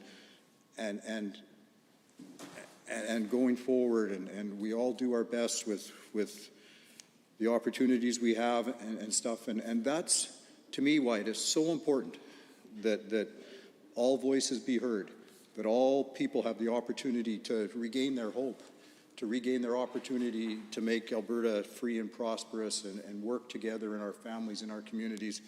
And you know, Mr. Chair, there was many times when I'd be talking to an Albertan about what was happening in Cypress Medicine Hat, and unfortunately it was everywhere throughout the province as people confronted the pandemic, worked to protect themselves, worked to protect their families, worked to keep life going. And this is why Bill 66 has had so much impact just on social media, in our constituencies, those kind of things. A friend of mine and I were talking about a week or two ago, and his son and grandson were unable to give him the hug that he deserved on a birthday. A loving family, and we know the reasons why, and my God, hopefully we can all overcome that as fast as possible, and I'll make Alberta even stronger. I want to give a shout out to some of the government workers. When our crisis first hit in Cypress Medicine Hat, the Associate Minister of Mental Health and a lot of his staff came down and got right on it, set up a really strong committee. The great work of my colleague, the MLA from Brooks Medicine Hat, she was very instrumental in making a lot of good things happen there. School board people, school teachers, mental health people really reached out and did a tremendous job to make sure that those that needed attention had every opportunity for it, and a whole bunch of empathy and skills that are amazing. So my hat's off and gratitude to those people forever. But again, this is why it's essential that we get this right going forward, that we get this so families can care for each other, families don't lose hope, and families, maybe most of all, have the opportunity to have their voices heard in this legislature. Mr. Chair, there are some concerns still about eroding civil liberties and Bill 66 alarmingly expanding the powers of the Chief Medical Officer. Chief Medical Officer of Health has the ability to continue making laws for Albertans without input from the 87 elected members of the Legislative Assembly. Mr. Chair, the 87 of us that spend our time in our constituencies, and when times are normal, in the hockey arenas, the soccer pitches, and the coffee shops, and that are accountable once every 4 years and every day by email, by phone, and that's alarming. Bill 66 places no checks on the Chief Medical Officer of Health and instead expands their powers, including orders which have no expiration. No expiration. One of the things that our great research team discovered is that Bill 66 rejected recommendations from the Public Health Act Select Special Committee, their report from October 2020, as they pertain to safeguarding individual rights. The report recommended that public health restrictions would need to be reasonably necessary, that sounds like a fair test, and allow individuals to apply to court for a review of health orders on an urgent basis. Mr. Chair, I understand that through technology and Zoom and Microsoft and all those good things we have, that the court system kind of continued along as normal.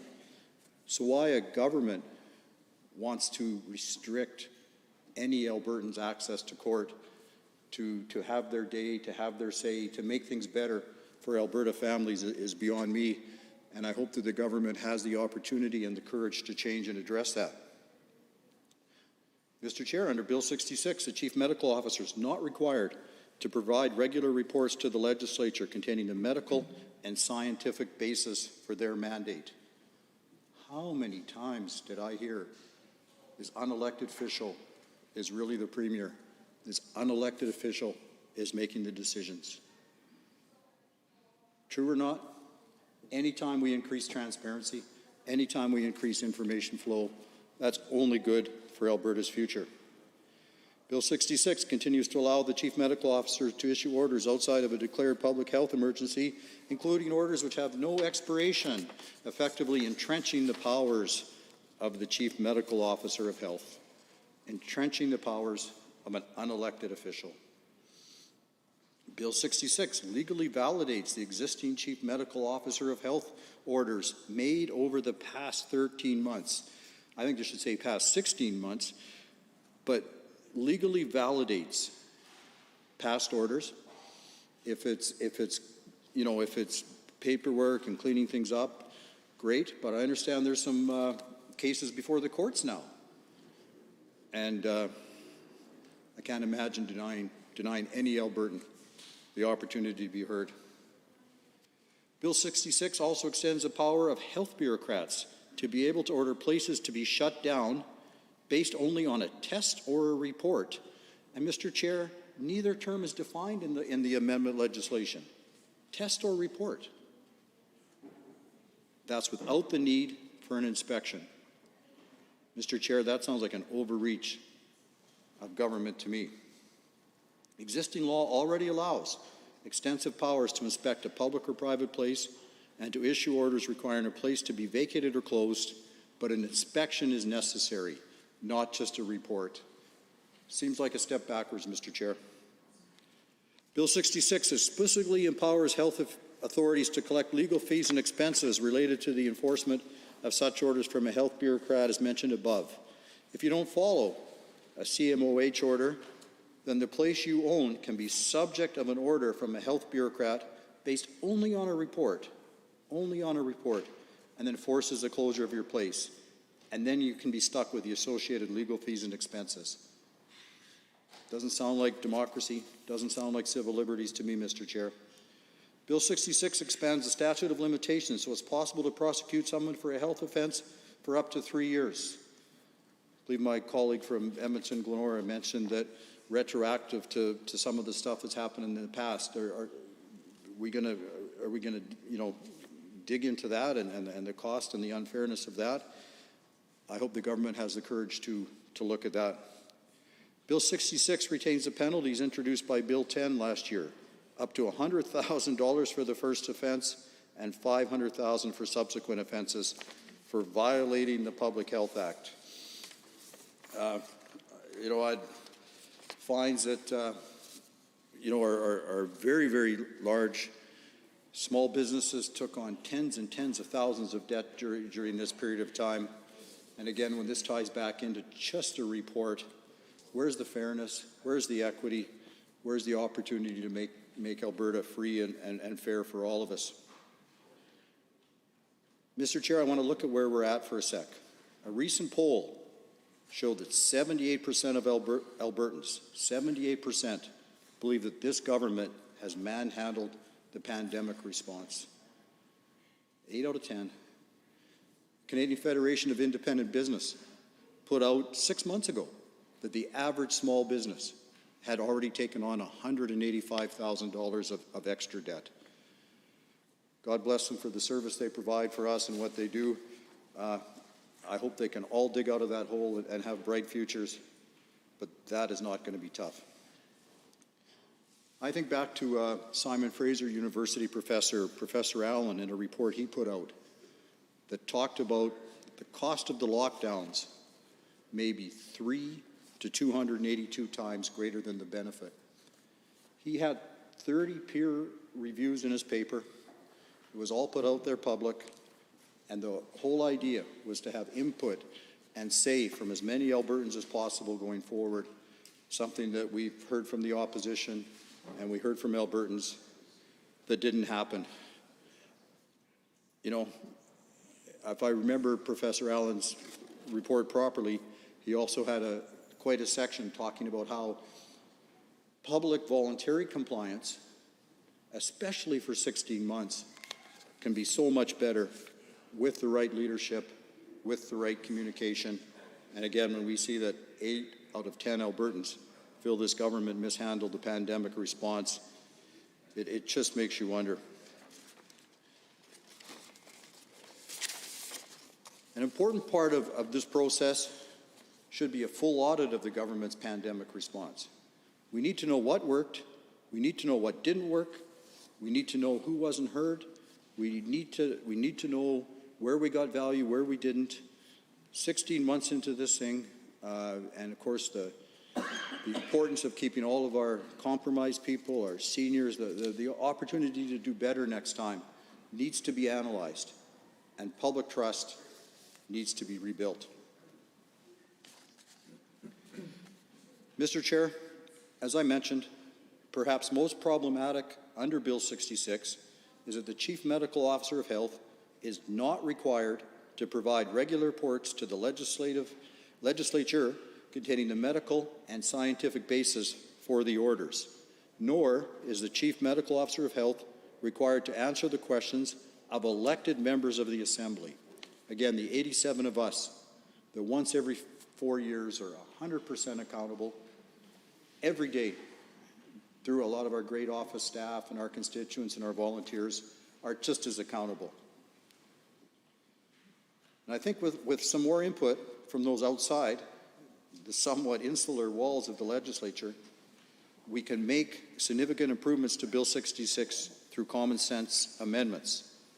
The type of improvement Albertans and our local experts in charter rights and constitutional matters have repeatedly called for is for more opportunities for elected officials to ask the Chief Medical Officer of Health their questions. Mr. Chair, I have listened to the feedback of these experts and of the people in my constituency, and that is why I am tabling this amendment. Mr. Chair, I have the copies here.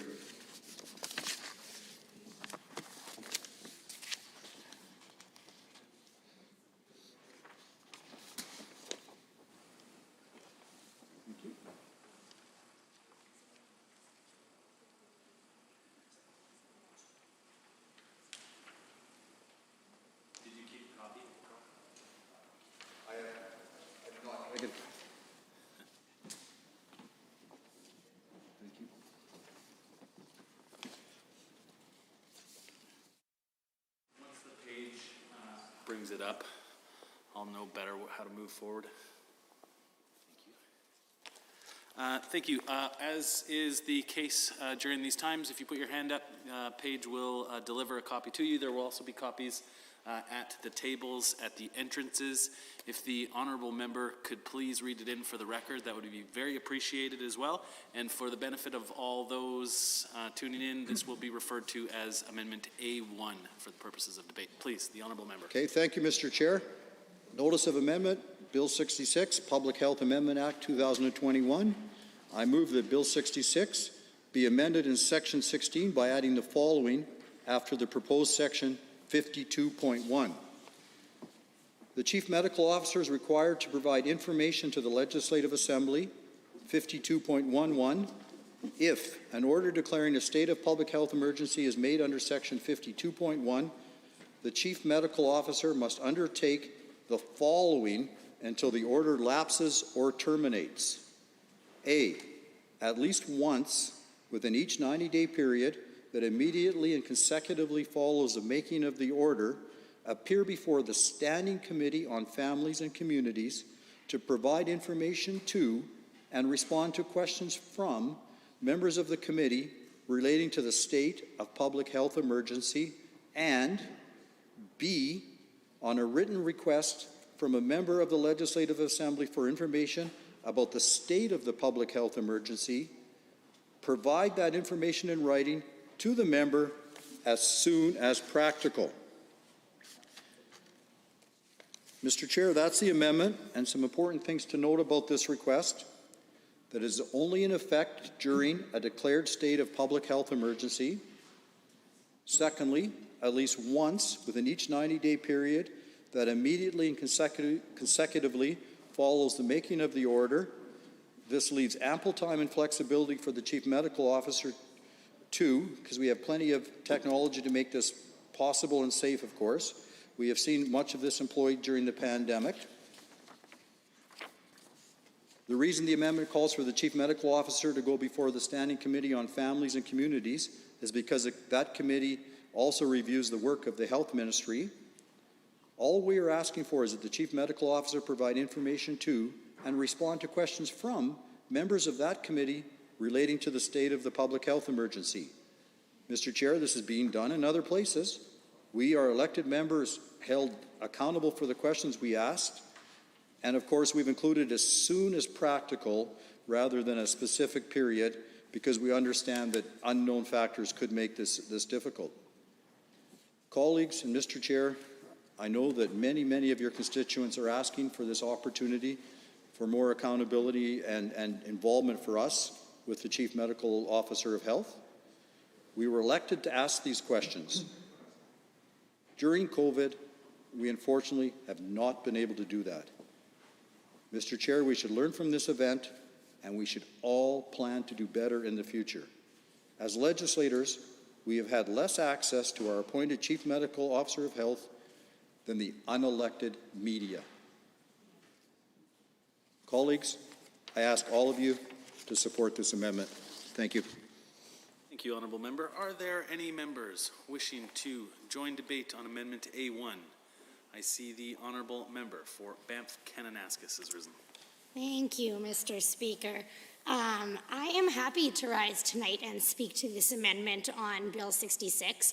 And I'm further just really excited actually to speak to the generality of Bill 66. I think possibly for yourself, Mr. Chair, and myself, this bill is about as close as you and I may ever get to passing a private member's bill, if this bill passes, since we were the chair and deputy chair of the committee that did a lot of the legwork behind this. So I'm very excited to speak to this bill tonight and to speak further to the amendment.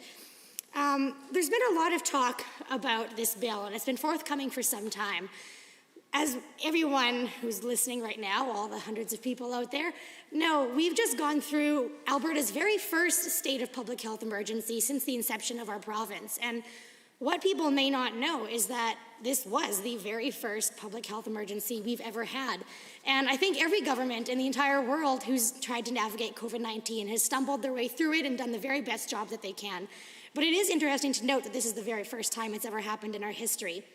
And with that, that state of public health emergency, we had to open up the Public Health Act and use a lot of the powers and the legislation that are in, or the clauses that are in this act to help govern ourselves over the past 15 months. And so I actually want to go through this bill piece by piece. I have a fairly binary brain. It's pretty black and white up there. And so rather than getting into sensationalism tonight, I'm actually just going to go through this bill and through the current existing Public Health Act and talk about some of the pieces that I really strongly support and actually highlight some of the reasons and the clauses in the existing Public Health Act that I think will really raise Albertans' concern and will help Albertans understand why this new piece of legislation, Bill 66, is so vitally important. In Canada, and Alberta further, we are so fortunate to live free and full lives and to be protected from government overreach. But interestingly enough, the Public Health Act really is one of the few rare pieces of legislation that allows for more overreach than I think any common person would be comfortable with. But they're just not necessarily aware of it because the powers in this act typically are not utilized. In fact, as I said, have never been utilized really before in our province's history. So to highlight some of the key parts of this act that our Special Select Committee to review the Public Health Act delved up and dug into last summer, I just want to read a few of the clauses of the Public Health Act into the record in its current form. So one of the most prominent issues we've heard with the Public Health Act is that it, in its current form, allows for the mandatory immunization. So to read that in, it's section 38(1). In the case of a communicable disease, the Lieutenant Governor and Council may order the immunization or re-immunization of persons who are not then immunized against the disease or do not have sufficient or otherwise evidence of immunity to that disease. But then there are some other clauses in there that not many people know exist because they haven't gained as much media attention. But that if people knew exist, I think they would be extremely concerned about and would want change, which is why I'm excited about Bill 66 tonight. So to highlight some other aspects, section 30, part 1, where there is a medical officer of health knows or has reason to believe that a person may be infected with a communicable disease referred to in section 20, that person shall, at the request of the medical officer of health, submit to any examinations necessary. Section 20, clause 1, every person who knows or has reason to believe or may be infected with a communicable disease prescribed in the regulations for the purpose of this subsection shall immediately consult a physician, and any person infected or not, and if the person is found to be infected, they shall submit to treatment directed and comply with any other conditions prescribed by their physician until that physician is satisfied. Another one, section 40, clause 1, a certificate is authority for a physician to perform any test or physical examination required on a person to determine whether that person has a communicable disease and to detain that person at the facility for the period required to obtain the result of the examination. Another one, 44, clause 1, where one physician supported by a laboratory report demonstrating evidence of an infectious agent certifies, or two physicians certify that a person is infected with an organism that produces a disease prescribed in the regulations, and that person refuses or neglects to submit to medical, surgical, or remedial treatment, that person must then, the physician shall issue an isolation order in the prescribed form. So, Mr. Chair, while a lot of the dialogue around what needs to change in the Public Health Act has been aimed and targeted towards mandatory immunizations, there are powers for far more egregious things in this act that currently exist with regards to forced treatments and examinations and surgical or remedial treatments against people's will. In fact, some clauses specifically say with or without the person's consent. So, as a free person living in our country and in our province, I think anyone who hears this language in a piece of legislation that has governed our province since 1910, well over 110 years, should be concerned that those powers have always been there and we've never known about them. So I just really want to highlight some of the things that Bill 66 will do, because I think this is an extremely positive piece of legislation. And as I said, this is probably the closest thing you and I may ever get to a private member's bill, being the chair, deputy chair of the committee that did the work behind this bill. I know there are many other members of the Assembly here tonight that also worked on that committee. And another reason, I guess, before I get into the details of why I'm excited about Bill 66 is I actually thought that there was a great amount of collaboration that went into this bill between our government and the opposition members. I thought the entire demeanor of the committee was very positive and cordial, and we also even went so far as to accept some of the amendments in our committee recommendations from the opposition and include them in this bill. So I think this bill is a great win, not only for Albertans and the rights and freedoms of those living in our province, but really is a true testament to the great work that can be done when the members of our Legislative Assembly work together. So now that we've gone over some of the scarier, we'll say, parts of the current Public Health Act. What this bill, or Bill 66, does is fix almost all of those things and more. First off, Bill 66 100% removes any ability for governments to make vaccines mandatory in Alberta. The entire clause that allows for this, 38.1, will be removed from the Public Health Act. No questions about that. There's been some talk as to whether this bill actually, in fact, will remove the power for mandatory immunizations, and I can tell you with 110% certainty that it will. That entire clause will be removed, and no vaccinations will be made mandatory in Alberta now or ever in the future. This bill also introduces strong criteria that must be met before examinations or medical treatments can be ordered or forced on people, and legislates that any such actions must be exercised only as a very last resort for any individuals who refuse to take personal responsibilities to ensure that their communicable diseases do not spread to others. And Mr. Chair, I believe that is a far more appropriate approach for Alberta, and really for anywhere. But here in Alberta, we are responsible, self-determinant people. And Albertans are fully capable of taking personal responsibility and making the choices that they need to do to protect themselves and their communities and their neighbors and their families and friends. So this bill will remove that, well, it won't remove that power, but it will introduce extremely strong criteria to make sure that medical examinations and treatments cannot be forced on any Albertan without it being an absolute last resort. Bill 66 also introduces strong criteria that must be met before an isolation order can be issued on an individual. Interestingly, to take a piece right out of the Canadian Charter, under the legal rights section, it says in section 9, everyone has the right not to be arbitrarily detained, and in section 10, that everyone has the right on arrest or detention to be informed promptly of their reasons thereafter. So, Mr. Chair, this bill will introduce strong criteria that must be met before an isolation order can be issued, meaning that an isolation order no longer will be able to be issued arbitrarily on an individual who has a communicable disease. And then also, going off that same vein, it also will ensure that those individuals who are detained or are given an isolation order are given immediately, that they are immediately informed of the purpose for and the location of their detention if it is under a public health order. So that, as the member for Carson-Siksika mentioned earlier, when there was a lady who came back from vacation over the Christmas holiday and was involuntarily detained, and her husband was not given any notice of her whereabouts, that won't happen in Alberta anymore. If people are detained under the public health order, they will be given notice immediately upon their detention of their whereabouts and why they've been detained. Another thing that this bill does is it removes the ability for the Minister of Health to modify existing legislation without due process of this Legislative Assembly.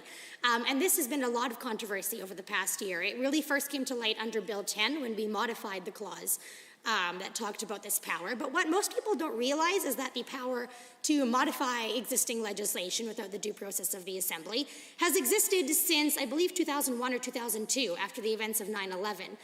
So this power was never introduced by our government, and it has been long-standing in the Public Health Act for nearly 2 decades. But nonetheless, we realized quite quickly that this was an offense and an affront to democracy to allow any minister to unilaterally change legislation without due process. So this act also removes that power for the minister to amend legislation without going through the proper democratic process. And finally, the last thing that this bill does is it, for the first time, introduces and defines the role of our Chief Medical Officer of Health, and in doing so, it limits her powers. And of course, we appreciate our Chief Medical Officer of Health's guidance and assistance over the past year, but we do want to make sure that any individual's powers are not unending, whether they be elected or non-elected. And one of the biggest concerns we heard in our consultations about the current Public Health Act was that her role was not fully defined, and so it could be expanded to extents that the public may not be comfortable with. So the Public Health Act as well, Bill 66 for the first time will also introduce a definition for the Chief Medical Officer of Health's role. And in do so will limit her power and make sure that any future Chief Medical Officer of Health has powers to keep Albertans safe, but within reason. And so, Mr. Chair, I am very excited to be supporting this piece of legislation tonight. It sounds as though interestingly, that there are parts of this bill that may have support from all members of the House. I do not know if the entire bill will, but it does sound as though parts of the bill will. And I am actually quite glad to hear that. It's been talked about several times tonight, the need to depoliticize public health, Mr. Chair. And over the course of the past year, Alberta has really had a problem with the politicization of public health. And I think that's actually a shame. Public health should never be controversial. It shouldn't be political. It should be done in collaboration with every member of this assembly in the best interest of Albertans. And so before I close, it's quite interesting. There is a review that is conducted called the Parliamentary Review, and it is a publication that is printed quarterly in our country. And it's an academic document, a few hundred pages in length, and it really essentially once every quarter assesses the performance of every democratic legislature or parliament in our great dominion and compares them to one another on their performance. And it's interesting, if we read the third quarter edition from last year's edition, under the section titled How Canadian Provincial Cabinets Responded to COVID-19, this parliamentary review document, which is extremely apolitical, it's done by academics and through academic analysis, it quotes, Quebec, Saskatchewan, Ontario, and Nova Scotia have demonstrated a very congenial path, at least in the early days of the crisis. But in Alberta, their opposition was less than cooperative in supporting the government's, yes, and so, Mr. Speaker, this is not done by a partisan publication. This is done through a third-party academic review of how every parliament and legislature in the Canadian Dominion has handled COVID-19. And even to the academics, it is clear that our opposition has been completely unwilling to work with the government in doing what was in the best interest of Albertans throughout this pandemic. And rather than handling the pandemic with compassion and support and providing a message of hope, what we saw was a lot of fear and a lot of moves that were made for media headlines. So, Mr. Speaker, tonight I'm extremely honored and happy to speak to Bill 66. I think this is a fantastic piece of legislation that really does extremely strengthen the rights of Albertans under the Public Health Act, more so than many Albertans may even have been aware of, in areas that they may not have been aware of, that their rights and freedoms were limited. And I do hope that since this bill was drafted in cooperation with the opposition through our committee, and that some of their amendments were accepted, that they put forward and put into the making of this bill, that everyone will support this bill. And so, in closing, I suppose, I guess I've been reading a lot of quotes tonight and a lot of pieces of legislation, but like I said, my brain can be fairly analytical. So I just thought that I would close tonight on this very important discussion about the rights and freedoms that we have in this amazing country and province of ours. By reading the opening from our... Honourable Member, Okay. A point of order has been raised. The member appears to be closing her debate, and I've appreciated listening to her. But under 23B, the matter under debate is the amendment, and I was hoping to hear from the government or this member their thoughts on the amendment as well. And so I simply rise to, under 23B, speaks to matters other than, hoping to hear a little bit more about the amendment, but intending it in a kind way.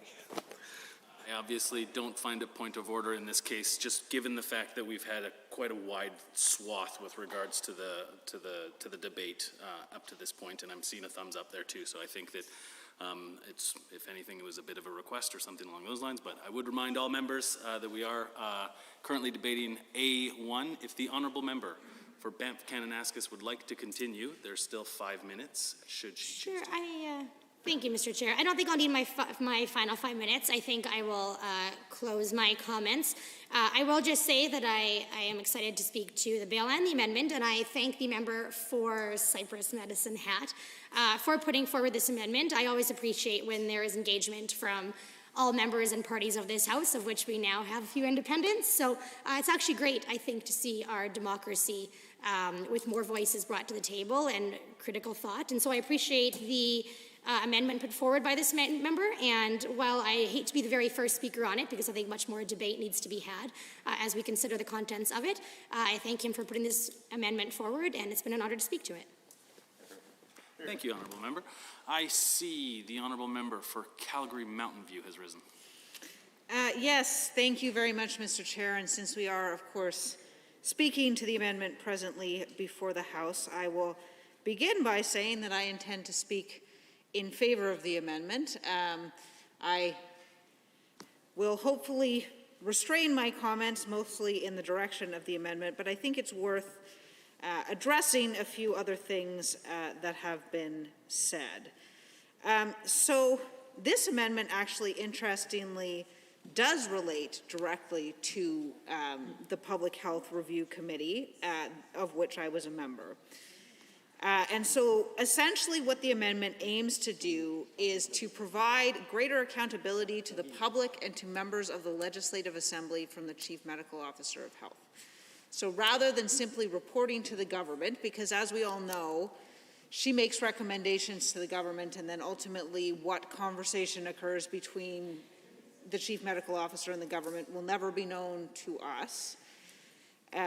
We just sort of come out the back end of it. And so this would enable members of this legislative assembly to ask questions. It would increase transparency significantly, and in my view, that is incredibly important. In fact, at that Public Health Committee, the opposition brought forward an amendment that would have made her an independent officer of the legislature. And what that would mean is that Albertans would have clear line of sight into what decisions were being made. And we could have confidence that those decisions were being made with respect to science, that those decisions were being made on the basis of science. Now, I'm not for a second suggesting that science doesn't have to be in some sort of dialogue with reality, right? In an ideal circumstance, in a pandemic like this, we would all be able to go to our houses and never come out again, but that, of course, is not, that may be ideal from a disease transmission perspective, but that's not reality. So that can't happen in the real world. So I'm not suggesting that science doesn't need to have that dialogue with, other factors, right? But what I am suggesting is that I would like it to have the dialogue with other factors without partisan, nasty politics coming into it, which is what people fear with respect to this government getting the recommendations without there being sort of any sunlight cast on those. I mean, even down to the fact the last speaker, who was the deputy chair of that committee, just railed about how we have to fix this act, the freedom of Albertans, the freedom is so important. And she was the deputy chair of a committee that recommended against some of the changes that are currently in this bill. She was the deputy chair of a committee that spoke in favor of keeping the overreach in Bill 10, that voted down opposition amendments that would have done exactly what was in this legislation. So for her to stand and now say, I am for the freedom of Albertans, after previously having gone out of her way to ensure that the ability of ministers to legislate by way of ministerial order, which weren't even necessarily published anywhere, was continued. So I am glad that the government has taken this step. I am glad to see that the government has recognized the overreach in Bill 10. But for that member who voted down opposition motions that would have done exactly this same thing, to stand in this House and talk about how proud she is just incredibly rich. Incredibly rich. It's as if the rest of us weren't there, or she thinks that we can't remember. Anyway, so I think the other thing worth noting about that is, yes, this is the very first public health emergency. That's why the committee, or the opposition members of the committee at least, wanted to have a conversation about how that act had interacted with reality, about what the impact of decisions made under that act and changes made to that act were on the lives of Albertans. And the UCP members of the committee voted that down. And now to come forward and say, oh, things are more partisan here in Alberta because the opposition is so mean and they criticize us when we're doing the very best job that we can. Well, Mr. Chair, I was sent to this legislature to act on behalf of my constituents, to act on behalf of Albertans. And the very best job that this government can do has not been very good. Less than a month ago, we were seeing the highest cases in North America here in Alberta because of decisions made by this government.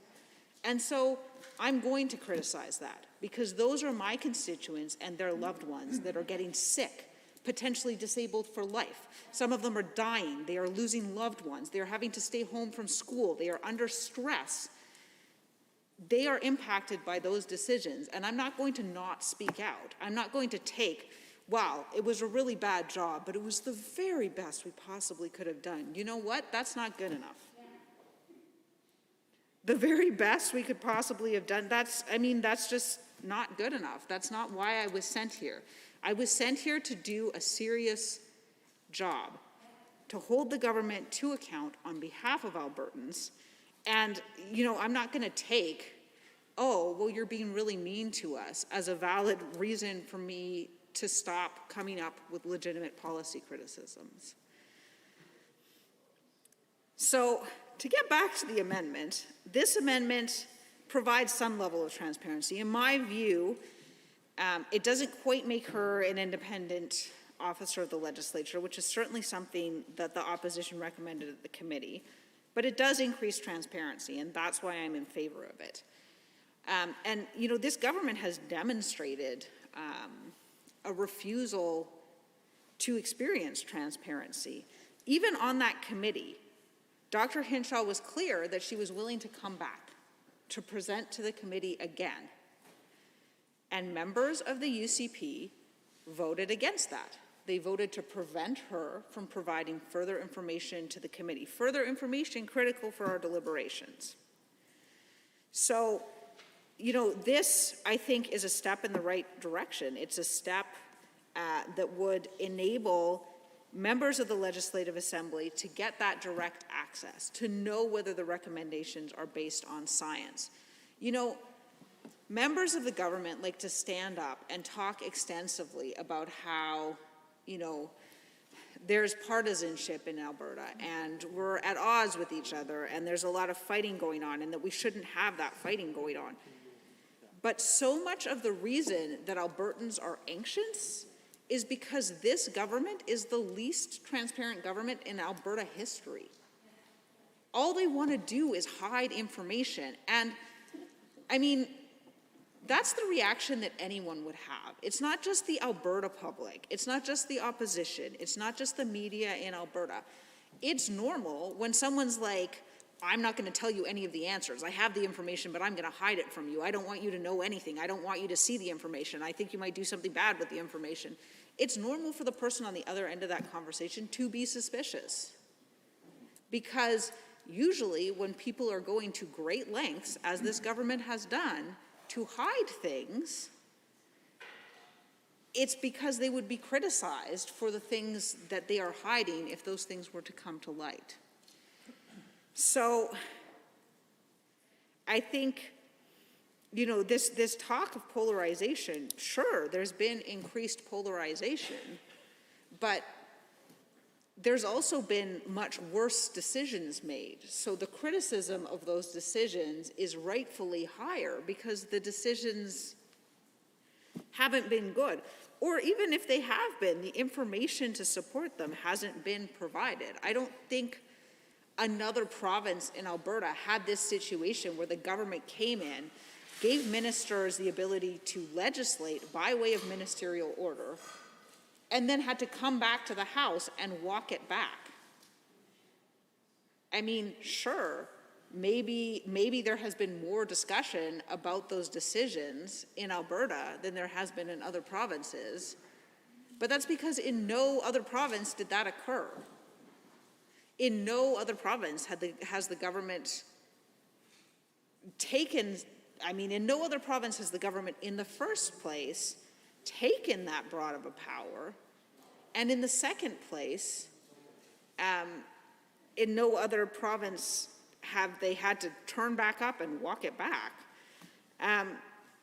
So, yeah, I think this would add some much needed clarity. I am absolutely in support of this amendment because it enables members of the legislature, and that incidentally includes members on the UCP side.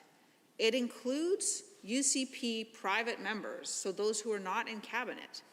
They would have access as well. They don't currently have that same access.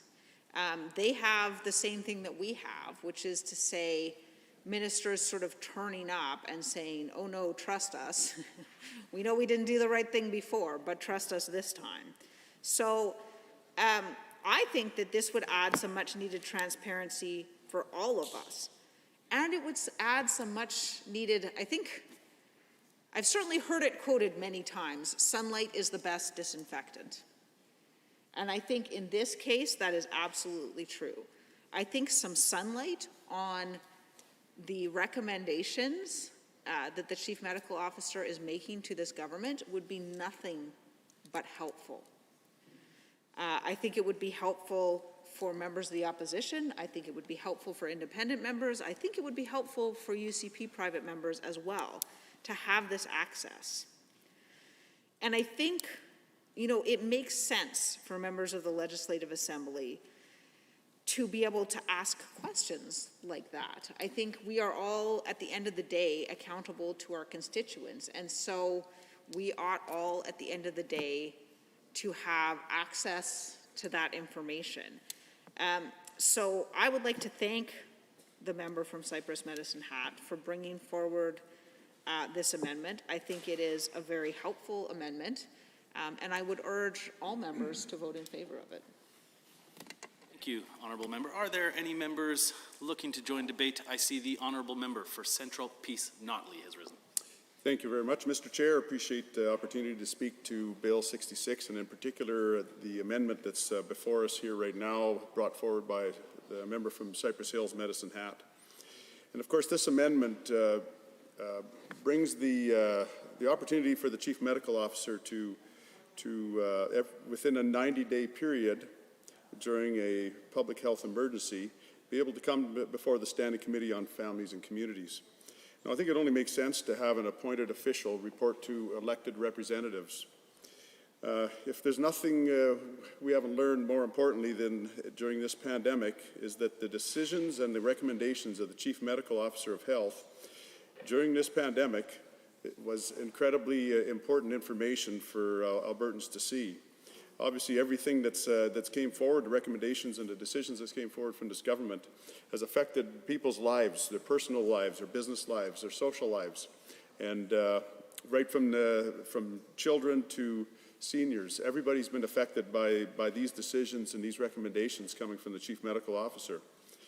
And I think it's, it's great that she meets with the small cabinet committee, but of course that's behind closed doors. We don't get to see those discussions, and we don't get to be able to ask those questions. MLAs were elected to represent their constituents don't get a chance to have that discussion and see what's happening there. So I think it makes sense that MLAs need access to be able to represent their constituents.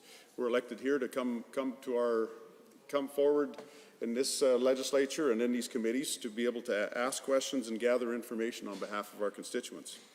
Now, if we compare our access to the Chief Medical Officer to the media, for instance, the media has access to the Chief Medical Officer sometimes multiple times a week.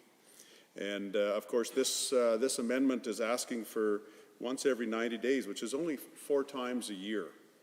And then possibly have written requests and written responses from the Chief Medical Officer of Health. Now, I do note that government members have not commented on this amendment. I don't know what position they're taking on this amendment and why they may or may not be supporting it. I think that would be interesting to hear that. But this is a simple request for accountability. It's something that an open and transparent government should welcome. And I think that as we debate this, I think we should have an opportunity to have this open discussion and be able to have the opportunity to have the Chief Medical Officer of Health come into the Standing Committee on Family and Communities and provide information, respond to questions from the members of the committee, And of course, that's an open and transparent discussion that happens. It's that Albertans can watch live and be able to read the documents afterwards. So I think this is a very reasonable amendment, and I encourage all members to support this amendment and make Bill 66 a better bill for Albertans. Thank you. Thank you, Honourable Member. We are on Amendment A1. Are there any members wishing to join debate? I see the Honourable Member for Cardston-Siksika has risen. Why, yes, Mr. Chair, I appreciate you recognizing me, and I appreciate the honourable member from Cypress Medicine Hat for bringing forth this amendment. But at this time, I'd like to move that we adjourn debate. Having heard the motion as proposed by the Honourable Member for Cardston-Siksika to adjourn debate and report progress on Bill number 66, Public Health Amendment Act 2020, when the committee rises. Are you agreed? All those in favor, please say aye. Aye. Any opposed, please say no. No. That is carried. Perhaps somebody would rise and report. Yeah. I see the Honourable Deputy Government House Leader has risen. Thank you, Mr. Chair. I move that the committee rise and report. Having heard the motion as proposed by the Honourable Deputy Government House Leader, are you agreed? All those in favor, please say aye. Aye. Any opposed, please say no. That is carried.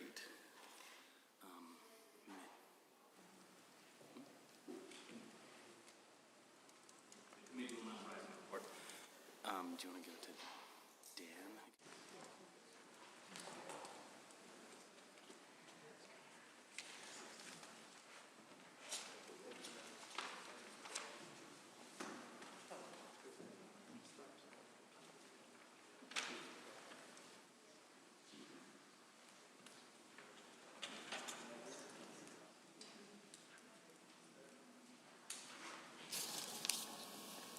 I see the Honourable Member for Peace River has risen.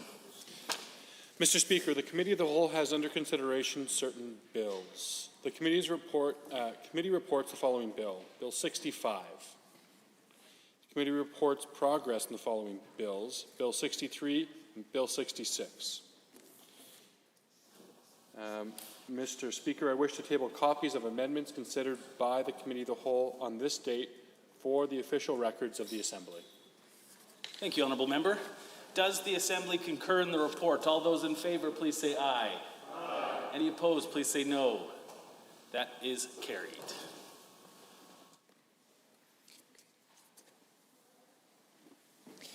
Under Government Bills and Orders for Second Reading, Bill 67, Skilled Trades and Apprenticeship Education Act, adjourn debate. Mr. Scow.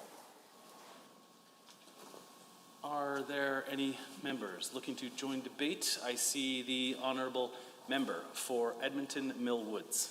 Thank you very much, Mr. Speaker, and I'm pleased this evening to be able to speak for the first time and join in the debate on Bill 67, a bill that is critically important to a number of sectors, and certainly to our trades, and certainly to Alberta's future going forward. Bill 67, just to frame some of my comments, is an entire rewrite. We have an entirely new act before us. The government has taken the current act and done away with it and introduced a replacement. And I'm going to suggest, Mr. Speaker, that right now I see there are some positive things in this act. There are some things that I'm quite concerned about. And there are things that we have no idea what are going to happen, because I would categorize Bill 67 as an enabling framework, because the real substance of what Bill 67 is going to do to our trades in this province, the details, the meat on the bone, as it were, is all deferred to regulation. And it's that deferral to regulation that is extremely concerning to me and leaves the people that are impacted by Bill 67 in the dark, hoping for the best and hoping that the government has good intentions and will consult broadly and will make fair decisions for the good of all of the players in what are very complicated industries in our province that are critical to our economy.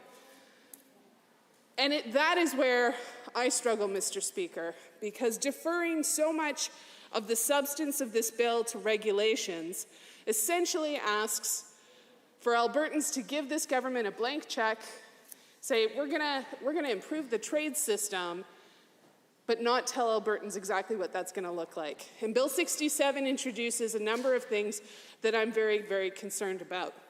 Now, I will start by talking at a high level about some of the things that I think have a real potential for good. Recognition of trade certificates and making sure that our trade certificates have that value within the post-secondary system, that is very promising. The implementation, the details again defer to regulation, but we want to value the trades education and the work that our tradespeople do in this province. These are skilled professionals, highly trained in specialized fields that deserve respect, support, and improved access to training, apprenticeship. These are things that Bill 67 is promising to deliver, and should it deliver on those things, that would be a very good thing. Unfortunately, Bill 67 also does a number of things that concern me. Currently within our trade system, within our current structure, we have industry committees that get together to help advise the government. We refer to these as provincial apprenticeship committees and local apprenticeship committees. It's a really key feature of the Alberta trade system, and these committees do a lot of heavy lifting. They do things like revisit curriculum, the testing that is going on at post-secondary institutions that are doing training like Nate and State. Oftentimes some of that goes through these committees. Making sure that there's a real partnership between trades and the employers is happening at these committees. And while I've certainly heard that some committees are more active than others, I've heard strongly that these committees are very, very valued. But in Bill 67, the Skilled Trades and Apprenticeship Education Act, the LACs and PACs are made optional. And so to dispose of the industry network, which is a proven and effective model of industry engagement that lets current and future trends be analyzed and lets these trades to be updated, is incredibly concerning, because there are a lot of people currently working on those committees that are dedicated to their professions and to the betterment for all Alberta of those professions. And so right off the bat, that the ministry the minister, I should say, has chosen to put forward the potential that these PACs and LACs could be removed is concerning. Because it's truly an effective way to make sure that there is a partnership and that there is a view to how these trades can be improved. Now, the other strong concern that I have is with Bill 67, the provincial government is removing compulsory trades from our province. And having those compulsory trades, having that delineation of who does what work safely, is incredibly important. And provinces that have removed compulsory trades, like in British Columbia, are now looking at how to put them back. Because in the absence of compulsory trades certification, there's a real concern that there could be a form of micro-credentialing being brought in with Bill 67. And micro-credentialing meaning somebody goes to learn how to be a flange expert rather than an entire trade. And so somebody can have a piece of something rather than the entirety. Where this has happened, we have seen devaluation of that labor, so wage suppression taking place.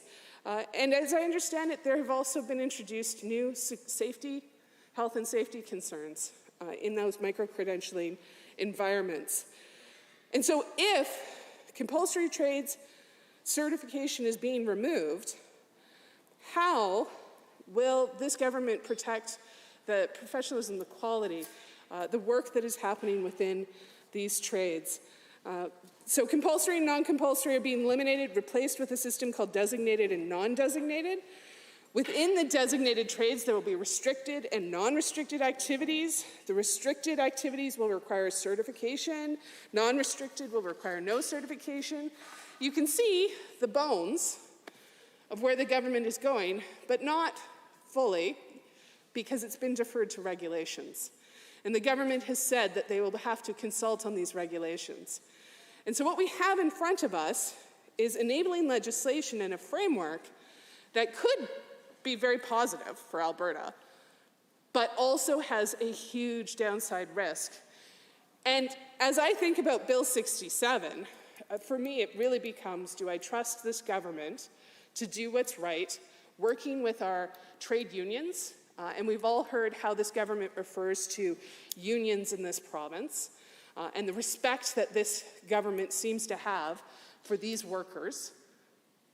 We've seen it throughout the COVID pandemic, and every time this government tries to deny that when we're talking about teachers, they say, oh, you're just talking about the union, as if union is a dirty word. Union is the right of all of our workers to free and collective bargaining. It is a fundamental freedom, freedom of association. Unions are not bad. Unions are democratic organizations. And Bill 67 gives the minister direct power over how our trade unions are going to be operating into the future, how certification will work, and yet Bill 67 doesn't tell us how it's going to do that, because it's all deferred to regulation. Bringing me back to, do I trust that this government is going to have an open mind and an open door to all of the players that this is impacting? And given this government's performance on consultation, and given the disrespect that I've seen this government express to unions and through that disrespect to workers, I am concerned, highly concerned about this Bill 67. I will also suggest that this bill disbands the current board in its entirety and does a lot, and I'll talk about a couple of things, of consolidating the power to the minister, which again brings me to the question of, do I trust this government, but not only just this government, but all future governments? Because when you write legislation that consolidates power to the minister, you are giving that power not only to your minister, who this government, I am sure, supports, but all of the future ministers as well. So rather than making sure that the board is fairly made up of representatives from the different perspectives, it's been left into the minister's hands to decide who will be part of the board, how it will be run, and a number of other things that have been deferred to regulation. So the government has brought forward a bill in 67 where I can't talk to a stakeholder.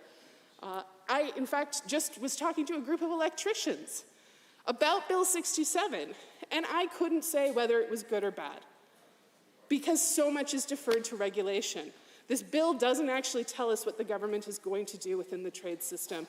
This bill brings in removal of compulsory certification, which is a big deal, really, really big deal, but then doesn't explain what that will look like, or how the current trades that are operating safely, skilled professionals, how that will be protected going forward in the implementation of Bill 67. Through the bill debate, and we are at second reading, and so my remarks at second reading, I'm keeping them very high level, but I have so many questions, and I really hope to have a good discussion about this at Committee of the Whole, where I hope to be able to ask specific questions about different lines of the bill and hear answers, because if the government can provide some of those answers, that would be incredibly helpful when we're talking to stakeholders about this bill and trying to figure out what this bill is actually going to do and look like. What will our trade system look like even in just 2 years? Because my worst case scenario is 2 years from now, we don't have Boilermakers anymore. And Bill 67 opens the door in that direction, with absolutely nothing to guarantee that that won't happen, as far as I can see. So I hope through bill debate and through hearing from the minister and and I know there's a number of stakeholders or MLAs who have been involved in the development of this, so I hope that we are able to have a good discussion. But literally, the answers aren't in the bill because it doesn't tell you. So when I read the bill, I can see a consolidation of power to the minister that he doesn't have now.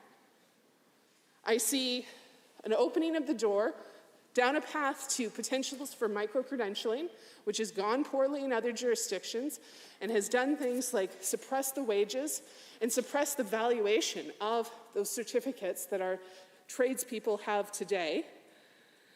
I see the potential to remove the LACs and PACs, which are incredibly important to the current trade system. And so here's a quick question. If the minister doesn't intend to remove LACs and PACs, why did he give himself the power to do that in Bill 67? I'm understanding the minister is telling the people involved in these committees, oh, no, they're going to stay. Well, then why are they made optional in this bill? Why would you introduce that uncertainty, and why would the minister need that power? So there's certainly a number of things here to talk about. But at second reading, I primarily want to say that a bill that consolidates power for the minister and defers almost all of the major details to regulation leaves me with a lot of questions. And at this point, with my 2 years of experience working with this government, watching how they operate with stakeholders, and watching the disrespect that they have shown time and again to the representatives of workers, leaves me very, very concerned and wondering how this, and it's this minister's responsibility to make sure that everyone is included and part of the solution. How will the minister be doing that? These are some of the questions that I have. Because certainly there's so much more as far as power, so much more within this piece of legislation. Now let me return to the start. When I started off by saying there are some very good potential things here.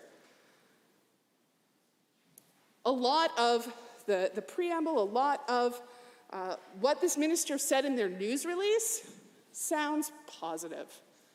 The problem is that the details aren't there to back that up. Like it's not in the bill. And so we're being asked to pass Bill 67 today and just hope that the government will do good things with it. My preference would be if the government could take more time to understand what the various stakeholders are and to bring forward a piece of legislation where we could actually see what the trade system will look like in 2 years. Because right now, the picture is so fuzzy. Like, you just can't see it at all. So I hope through the debate, I will receive some of those answers. Thank you, Mr. Speaker. Honourable Member, Standing Order 29-2A is available. On Standing Order 29-2A, the Honourable Member for Lac-Saint-Anne Parkland. Thank you, Mr. Speaker, and thank you to the member from Millwoods. I really do enjoy her commentary. She gets into the details and looks at some of the items, and it brings a lot of pause for discussion and further question on it, so I appreciate that, and thank you. But some of the items I do want to correct under 29-2A were some of the assertions. So firstly, not all unions are created equal. I think most of the members opposite would understand that. There's different trade affiliations and different representation. As such, the AFL and some of the representatives they have do not speak for the Boilermakers, do not speak for a lot of the other trades. And time again, when I'm dealing with the other trades, they make that very evident and clear. So if you're looking at this brush of which is being painted of how we express, or me personally as an MLA, I do not have the same respect for that union as I do the other trades. So I'm the deputy chair of the Skilled Trades Caucus. I was on the Skilled Trades Task Force. I'm the guy that shows up at the union convention out in Jasper, and from the union members there, it was articulated to me I was the only MLA ever to stay through the whole conference, ever, regardless of which political party.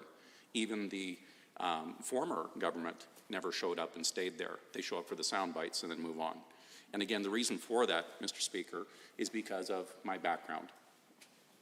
These are the people that I've worked with my entire career. So I take exception when others are making assertions about my background, my beliefs, my feelings, when it comes to unions, because they're not created equal. I'm also the member that went to the Boilermakers and presented to them, had an open discussion when they were having their own meetings. These are the things, these are the people that built the entire province. These are my mentors. These are people that have taught me my craft, working on different projects throughout my entire career. So when you're making those assumptions or those assertions, I'm sorry, member, I have to take exception to that and set the record straight on that. So I know you can respect and trust that. When it comes down to looking at the credentialing, the Skilled Trades Task Force, there was a bunch of recommendations we brought forward, and the micro-credentialing was something that not everybody could agree with, and hence that wasn't one of the recommendations that came forward. So I'm not sure where that concern is coming from, other than it isn't specifically prescribed within the minister's proposed bill here. As far as other interactions here, absolutely. The skilled trades are something that we've taken for parity of esteem for a lot of reasons. We've had a lot of debate and discussion in here to make sure that we are looking at that. And it comes down to the holistic view of how the trades are reviewed. Some of the legislation that's being proposed here is also for efficiencies and making sure that we can have that clear path going forward, that does get cleared up. So I'm not going to speak in specifics of the bill, but the overall arching concept, and again, as a private member, if you think I can give you guys a hard time in here, just think of how I give our ministers on our side behind a closed door without parliamentary procedures being required. And the minister here to my right is chuckling because he knows that's a true statement. So, Mr. Speaker, through the members opposite, again, when you bring up these items of concern, I'm jotting them down as well because we'll be asking those questions. But again, when we're having these briefings and when some of us are involved in these other areas, it is with that intent to make sure that we're doing the right things, that we don't take away from what we have, but we are competitive moving forward, and we're allowing better people to come forward, quite frankly, a better cut at the end of the day. Because when the rubber hits the road again, we want to make sure that we're not in a deficit position of skilled tradespeople. And if I had my druthers, I would look at an integrated model of having, let's say as a mechanical engineer, that for first year credentialing, before someone went into the university level, that they would have 1 year apprenticeship. Again, when we start looking at some of the European models or some of the other jurisdictions that have that parity of esteem that really work towards it, that's when they're actually the most successful. And I would propose to a lot of folks here, again, on the job sites that I've been on, some of the best engineers that we have either been mentored by tradespeople or have had that exposure themselves in the front end. So again, a lot of the items that we're looking at here, I appreciate the members' comments, and I'll cede my time so she can respond to this under 29.2A. But again, I'd like to hear the points that she has on those. But again, I want to set the record right straight that the likes of Gil McGowan are not the likes that I'm used to dealing with in any other trade union. So again, even when the own union hands take exception to that type of characterization, being affiliated with some of them and the way the interactions work. So again, it's not a whitewash on this. It really, we want the best intent for those union brothers and sisters out there, as well as non-union brothers and sisters that still go within the trades. It isn't a one-size-fits-all. So with that, I'll see the rest of my time, Mr. Speaker. Fortunately, it concludes the time allotted for Standing Order 29.2A. The Honourable Member for Calgary East. Thank you, Mr. Speaker. It is a pleasure to rise and speak today to provide my support on an important bill that provides a legislative update of apprenticeship education and skilled trades professions in Alberta, Bill 67, the Skilled Trades and Apprenticeship Education Act. First of all, I would like to applaud the Minister for having this bill that is aimed at modernizing apprenticeship education and the governance of skilled trade professions to make sure our province workforce is skilled, competitive, and equipped to deal with challenges today and into the future. I also express my appreciation to all the members of the Skills for Jobs Task Force who have provided recommendations that gave rise to this legislation. The task force was formed in September 2019 to find ways to expand and strengthen apprenticeship education and skilled trades opportunities to meet labor demands.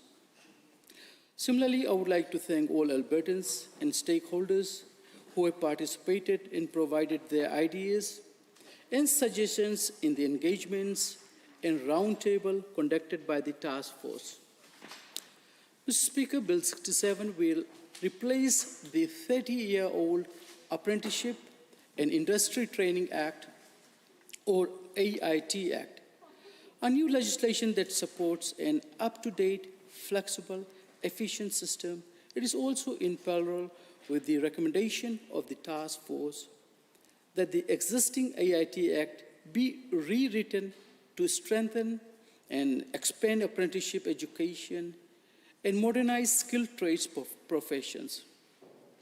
This bill will enable Alberta to be more flexible and quickly respond to the changing needs of students, industry, employers, and educators.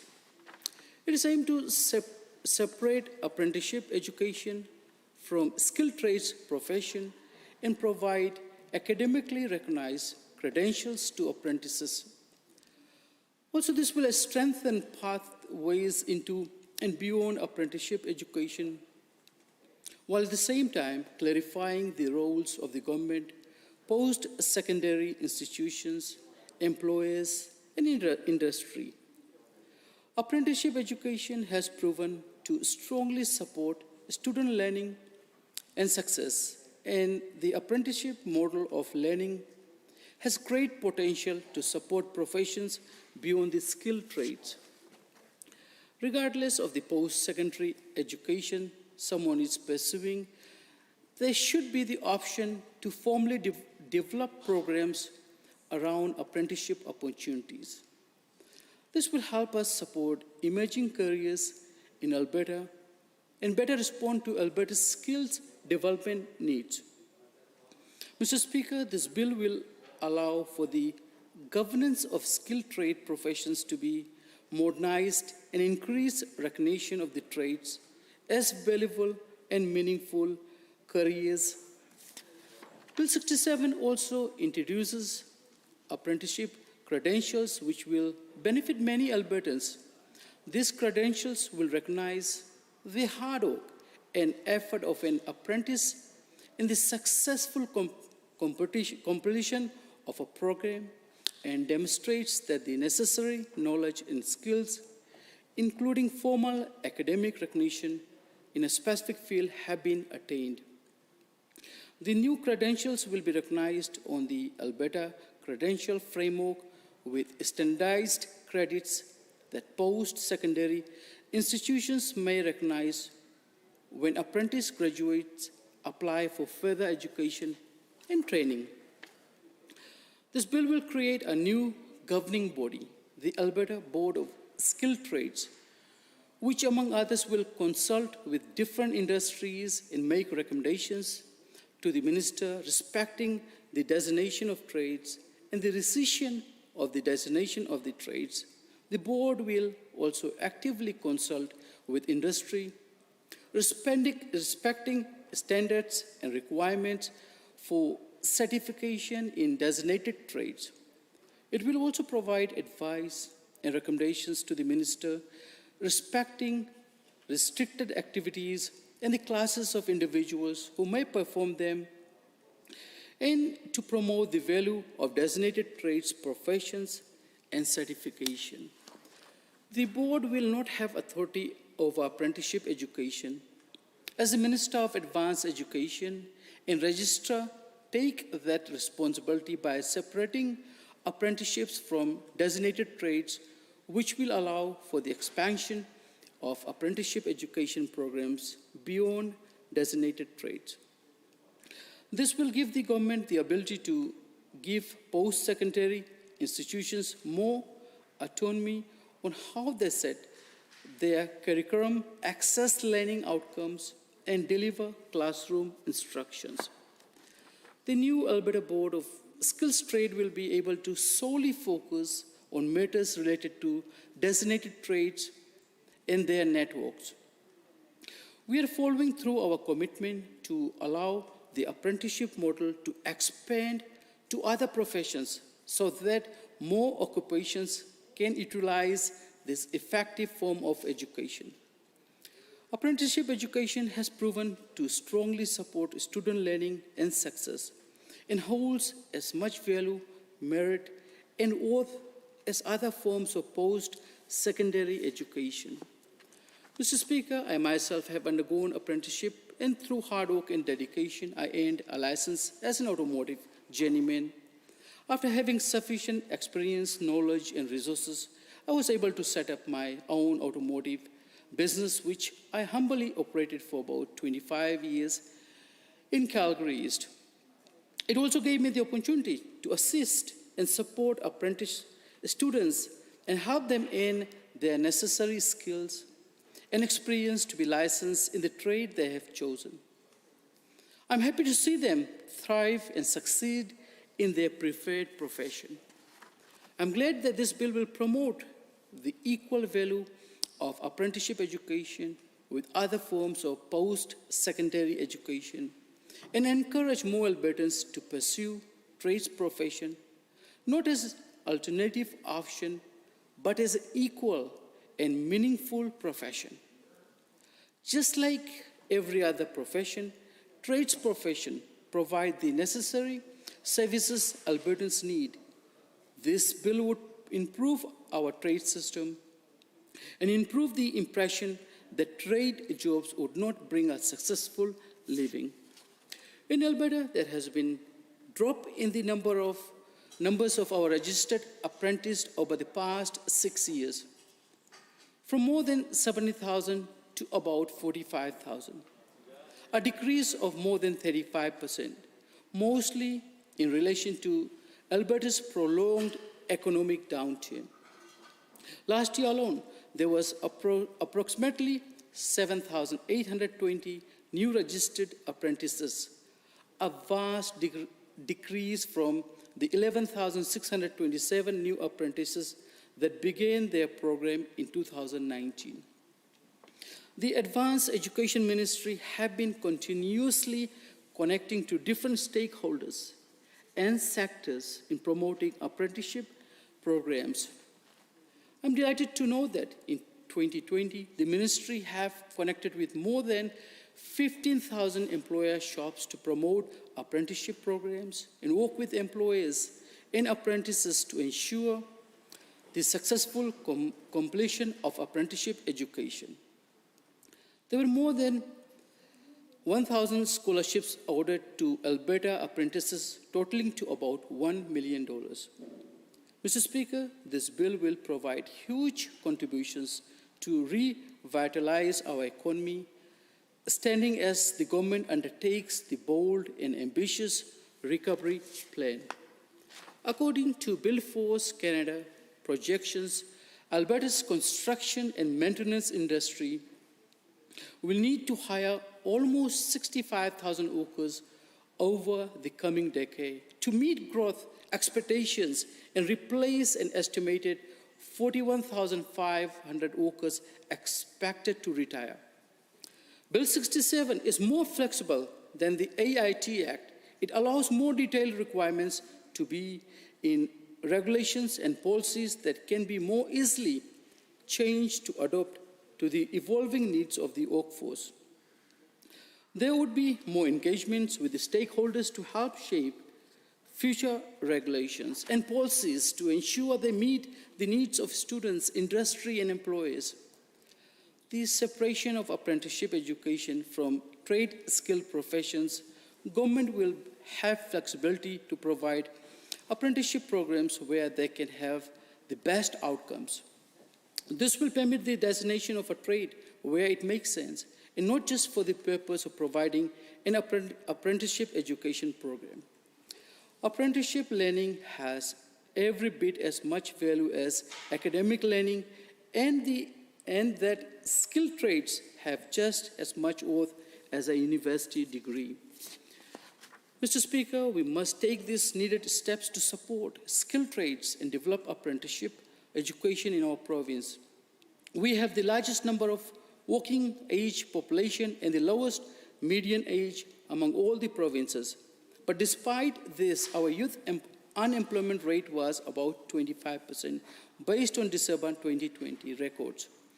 This bill will help promote the value and importance of skilled trades occupation and the awaiting success that Alberta youth would accomplish. These changes complement the goals of the Alberta 2030 building skills for job strategy to ensure that every student has the skills and knowledge they need to enjoy fulfilling lives and professions and to build a globally comparative workforce. We must recognize the value of hands-on learning for both students and employers and promote the merit of skilled trades and apprenticeship education. Bill 67, Mr. Speaker, is another step to support the future of these workers and their industries. Let me again express my appreciation to the Minister, all the staff, the task force, and all Albertans and stakeholders for the tremendous effort to modernize, expand, and strengthen our apprenticeship and skilled trades opportunities in our province. I strongly encourage the members of this House to support Bill 67, the Skilled Trades and Apprenticeship Education Act, which brings enormous contributions in the revitalization of our economy and workforce. Thank you, Mr. Speaker. Honourable members, Standing Order 29-2A is available. If anyone has a brief question or a comment for the member for Calgary East. Seeing none, are there others wishing to join in the debate? The Honourable Member for Calgary Buffalo. Thank you very much, Mr. Speaker. I appreciate the opportunity to be recognized and to speak to Bill 67, that's second reading for my first time, and to address some of the issues, some of the concerns, some of the questions, I guess, that I have. I certainly have listened to the debate and have read Bill 67, and I think I need next to go to the Skills for Jobs report and dig further into that, Mr. Speaker, to understand, well, one thing, that I don't know who the makeup of the people who were involved in the production of the report. I would like to see the backgrounds, I guess, and understand from seeing their positions what potentially could be their interest. I certainly think that their interest is, like all of ours, to try and ensure our workforce is motivated, properly skilled, has the necessary qualifications, and does the job that all Albertans need. Because we have some pretty massive infrastructure throughout this province in the oil and gas area that certainly requires the knowledge, the people who are working on that massive infrastructure, machineries, and to have the necessary knowledge to stay safe themselves, but also to do the work that keeps everything working properly. I, like many people here, have looked at Germany as a model for taking young people and showing them the breadth of opportunity that they can achieve, and for valuing all of that opportunity and saying there is good work to be done, whether you're a skilled tradesperson, whether you're helping out in some other way, some other sector of the economy. Those things Germany has done for a very, very long time.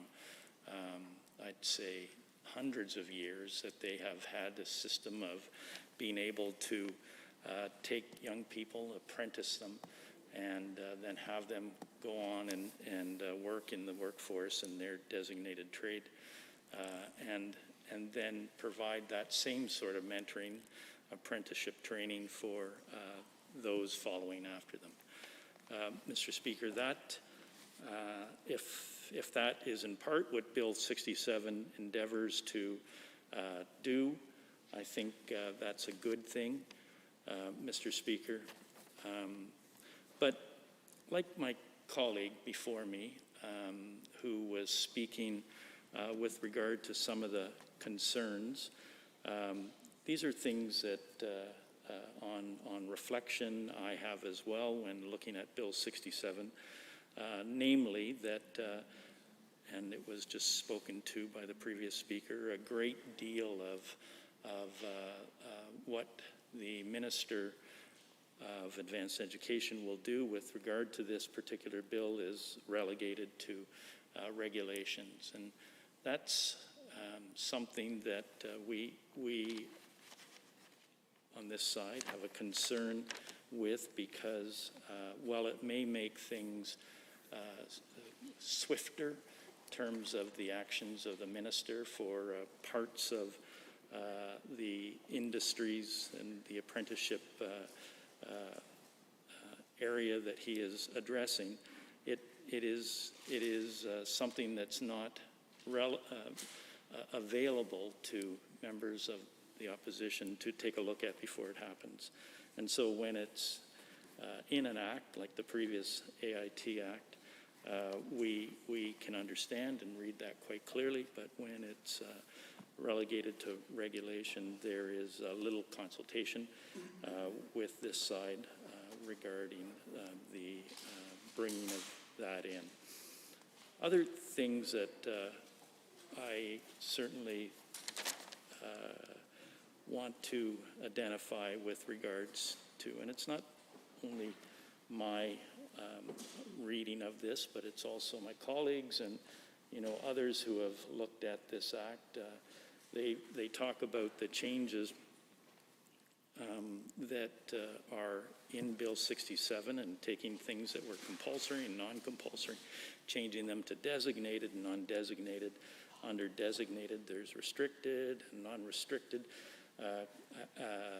activities that certain tradespeople can undertake in the future as a result of Bill 67, and how that might lead to the de-skilling of individuals to the point where there may be concerns that their activities would lead to health and safety issues in the workplace, not only for them, but for their co-workers and the equipment that they're working on. So that is something that I would benefit from learning from the other side. If there's people who want to address that issue, I think that would be helpful for me to understand if, in fact, the changes being put forward in Bill 67 will lead to further issues that can be anticipated because they could create some working conditions that are more dangerous in the future if the individual doing that work has not been properly apprenticed and achieved the necessary credentialism or the credentials to be able to do the work. And as I said, in Alberta we have some pretty monumental structures that have been built that do the work for us to mine the oil sands and to pump oil and gas. And so as you can appreciate, that we do need the proper training in place, and I'd like to hear from the other side that's going to be, of course, done by making sure this bill has the necessary supports in place for people to do that. Mr. Speaker, I read with interest the preamble of this bill, and I think there's many parts of it that I can certainly get behind and agree to. I see the value of a well-trained,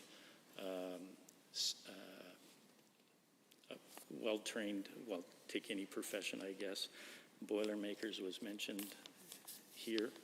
I think anything that keeps their skills and the skills of the apprentices that they support or go through that apprenticeship training at the highest level is obviously required because of the issues that might be take place if they're not pipe fitters, other kinds of trades as well.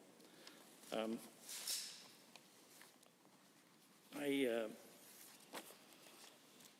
think, Mr. Speaker, that we have other provinces, or there are other provinces who have gone down this road, as I understand it, namely BC, and previous speaker was talking about the need to ensure that we get all of the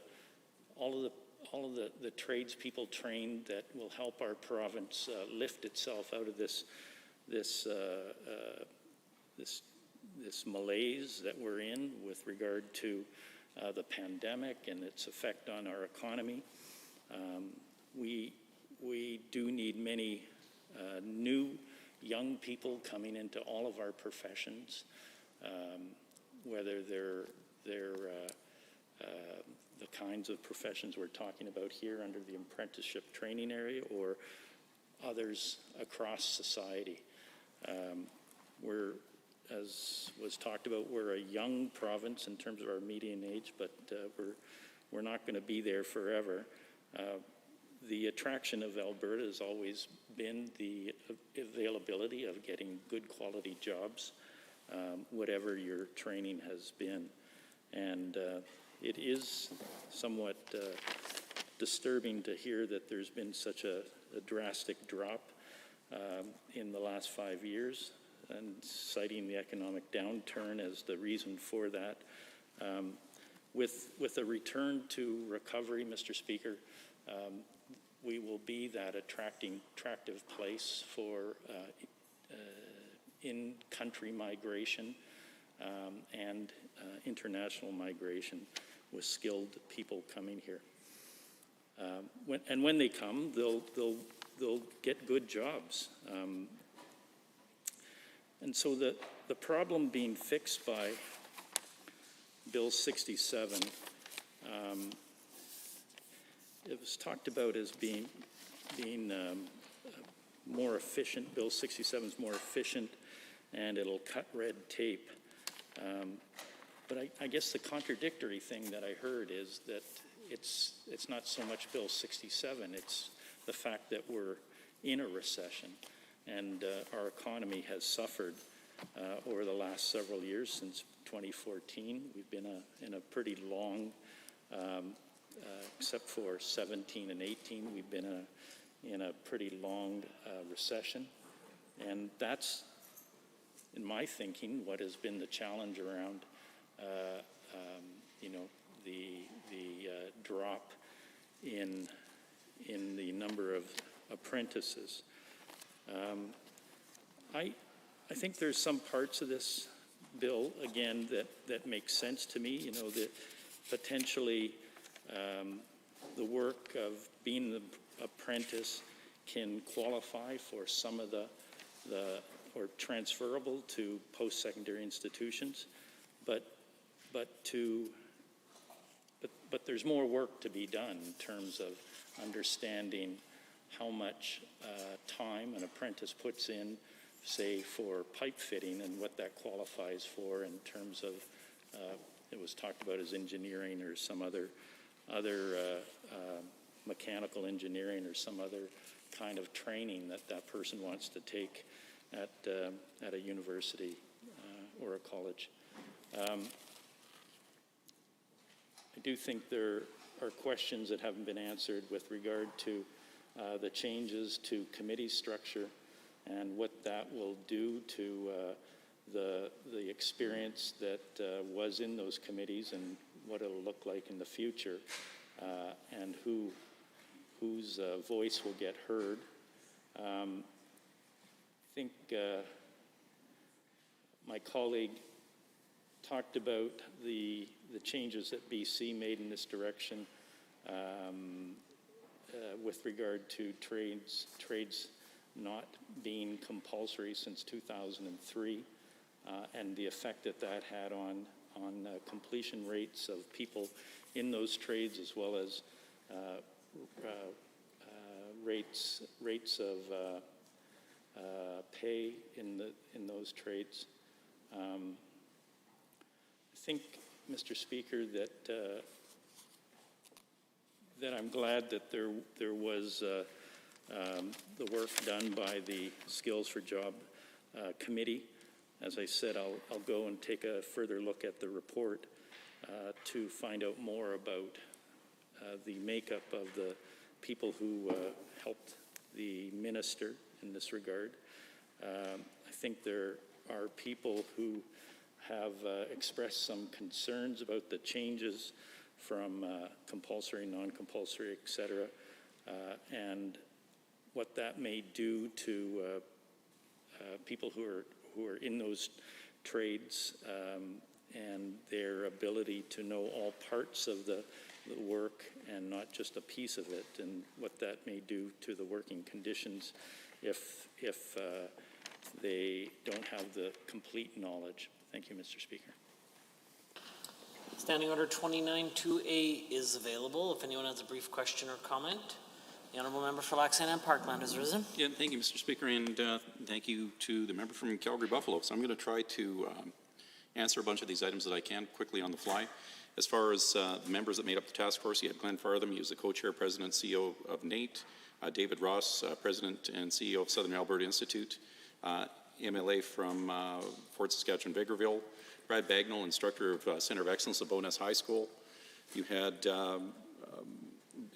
Jamry Bevan, he's the Apprenticeship Industry Training Board, Stuart Cullum, president of Olds College, Ann Everett, president and CEO of Northern Lakes College, myself, Laura Gunter, president of Bow Valley College, Paul Haynes, he's the CEO of Alberta Glass, Dave King, Dean of Schools and Trades and Technology at Lakeland College, Ray Macy, president Skills Canada, Alberta, Andy Nagel, president and CEO of Careers, The Next Generation, Terry O'Flynn, president and founding partner of Prism Flow Products, Terry Parker, executive director of Building Trades of Alberta, Dennis Perrin, Alberta Prairie's director of Christian Labour Association. So we had CLAC and the building trades there at the same place. It was awesome. Boys worked together great. Amanda Rosnick, senior vice president of Drainage Services, EPCOR. Tony Tomkowicz from God's Country. Not that I'm have any bias, but Provincial Apprenticeship Committee, Industrial Mechanic Millwright. Paul Verson, president and CEO of Clark Builders. Colin Ward, chief operating officer, Ward Construction. Jason Wright, director of education, apprenticeship, sheet metals workers. Local 8 president, Building Trades Alberta Training Society. So again, we had quite a demographic when we all came together. You looked at the academia side of the equation. The member opposite had mentioned the Germanic model. We also looked at the British model. We also looked at the Malaysian model. And between those, there was some commonalities. Each jurisdiction did a little bit different. We also talked about some of the provinces. Mr. Speaker, through you to the members opposite. Some of the provinces that have had different iterations. Ontario was one that kind of took the lead before. You also look at other jurisdictions, New Zealand, Australia. A lot of this boils down to culture in the North American context of how we viewed trades. When you do a quick word search and you look at the medical community and you look at someone or articling, it comes up with different word connotations if you took out the thesaurus versus an apprenticeship or a trade. That was part of the issue in that challenge. The other one, the reason, Mr. Speaker, through you to the members opposite, why some of the regulations had to be changed, it's pretty cumbersome. So when you look at the traditional trades and how they're set up in the acts, good luck trying to develop any new trades. Like, it is so darn cumbersome. So if we're trying to be competitive on a global stage, we're looking for diversification. If I want to bring coding or I want to bring in some more emerging sectors in AI or IT, very difficult to bring those forward and have those accreditations under the existing model. So that was one of the findings that we had as well, if you want to get people into it. The concerns over conversion of an individual that goes into an apprenticeship program until they become a tradesperson. Some of the connotations are tied back to the economy, absolutely, and also the sponsoring companies that have that for those individuals. When it's busy and it's a boom and bust cycle, everybody jumps into the trades, or they don't. Now, the conversion factor is the big thing. that continuity of work, or identifying skill sets that have been learned in one craft or trade that can be applied to another, so you diversify your workforce. And if we look at aviation and aerospace, a reason why we're kind of fixated on that a bit is because if I take 80% of my workforce, or 80% of the skills in the energy sector can be applied to that, both in the high-end quality manufacturing, et cetera. So that's part of the reason of trying to expand this. A little bit of understanding, I'll add some clarity if you can, on competency. So if, and we'll use a person's name, let's say Joe Plummer comes up on my job site, he might be a Red SEAL. If I'm supervising that individual, I still have to supervise his work regardless of his trade credentials until I feel that he is comfortable and safe to perform that work, OHS standard. So we're not undoing that regardless of the trade accreditations. People still have to have the work experience and they have to have the schooling. So whether Boilermakers, for example, a very progressive group, both in Canada and the US, really strong. They're always looking at a better way to skin the cat. They'll come up with different ways and different technology to be able to do that. They have that training, but in Canada, specifically Alberta, the ticket isn't held by that craft or that house, it's held by the government. When you go in the States, it's a little bit different model, different jurisdictions. But here, the credentialing is still held by the government. So again, you're not going to have the safety issues, you're not going to take away the credentialing. What we're trying to do is expand it so you can get more people through, more of them converted, and have those transferable skill sets. I hope that I covered off quickly the questions that you had. I tried to jot down as many as I could, and hopefully that answers some of your questions. Honorable members, there's approximately 10 seconds left in Standing Order 29-2A if anyone has additional very brief question or comment. Seeing none, the Honourable Member for Edmonton Ellerslie had caught my eye. Thank you very much, Mr. Speaker. So the comments that I have relating to Bill 67 are surrounding kind of three main concerns. And number one is safety, but then also the increased cost to tuition, as we've seen go up by this government over the last, since they've come into government. And then, of course, our what's happening around the new boards. And as has been stated by a couple of my colleagues already, one of the issues with this particular bill is that a lot of the details will end up in regulation. Now, these issues of safety, cost, and function and governance of the board, of course, when we don't know, because much of the details are going to be in the regulations, it leaves a lot of questions unanswered. And I appreciate that we just had one of the members from across the way get up and answer a few questions that the member from Calgary Buffalo had, and I appreciate that. But I do believe that we have several other questions that need to be answered when it comes to this particular bill. And when I go specifically into the issue of safety, I just want to, I'm not too sure if other of my colleagues on this side of the House made mention of a letter from Lyle Norman, who's a Boilermaker indeed, and he's a Red SEAL and both Blue SEAL endorsed. And he actually wrote a letter to Minister Copping, which I'd like to quote from specifically because... Point of order has been called. The Honourable Member for Carson-Siksika. Just a quick point of order. The member from Edmonton Ellerslie should know very well by this point that we don't use members' names. By referring to the Minister of Labour by his last name, it might be inappropriate at this time. The Honourable Member for Edmonton Ellerslie. No, I do retract and withdraw. Force of habit, you're reading directly from a letter, and sometimes you get caught up and you miss that detail. But indeed, this was a letter directed to the Minister of Labour and Immigration. And I'm not going to read the entire letter, Mr. Speaker, but I just want to go in because Mr. Norman just highlights the true issues in his letter, and I couldn't put it better myself. So he states, it appears the current system of trades being compulsory and non-compulsory is being eliminated and replaced with a system of designated and non-designated trades. Within the designated trades, there will be restricted and non-restricted activities. So the restricted activities will require a certification for an individual to execute them.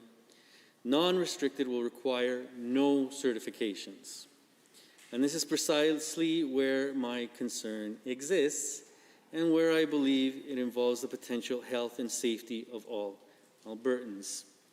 Mr. Norman continues by stating, I am a journey person, Boilermaker, both Red Seal and Blue Seal endorsed.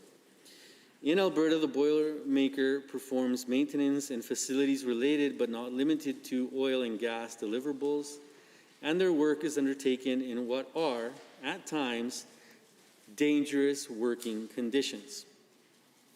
The work is generally always on pressure vessels and high pressure systems. Rightly so, Boilermaker is currently a compulsory trade in Alberta, and this means that to perform these highly technical and at times dangerous activities encompassed in the trade, an individual must be certified journey person or a registered apprentice.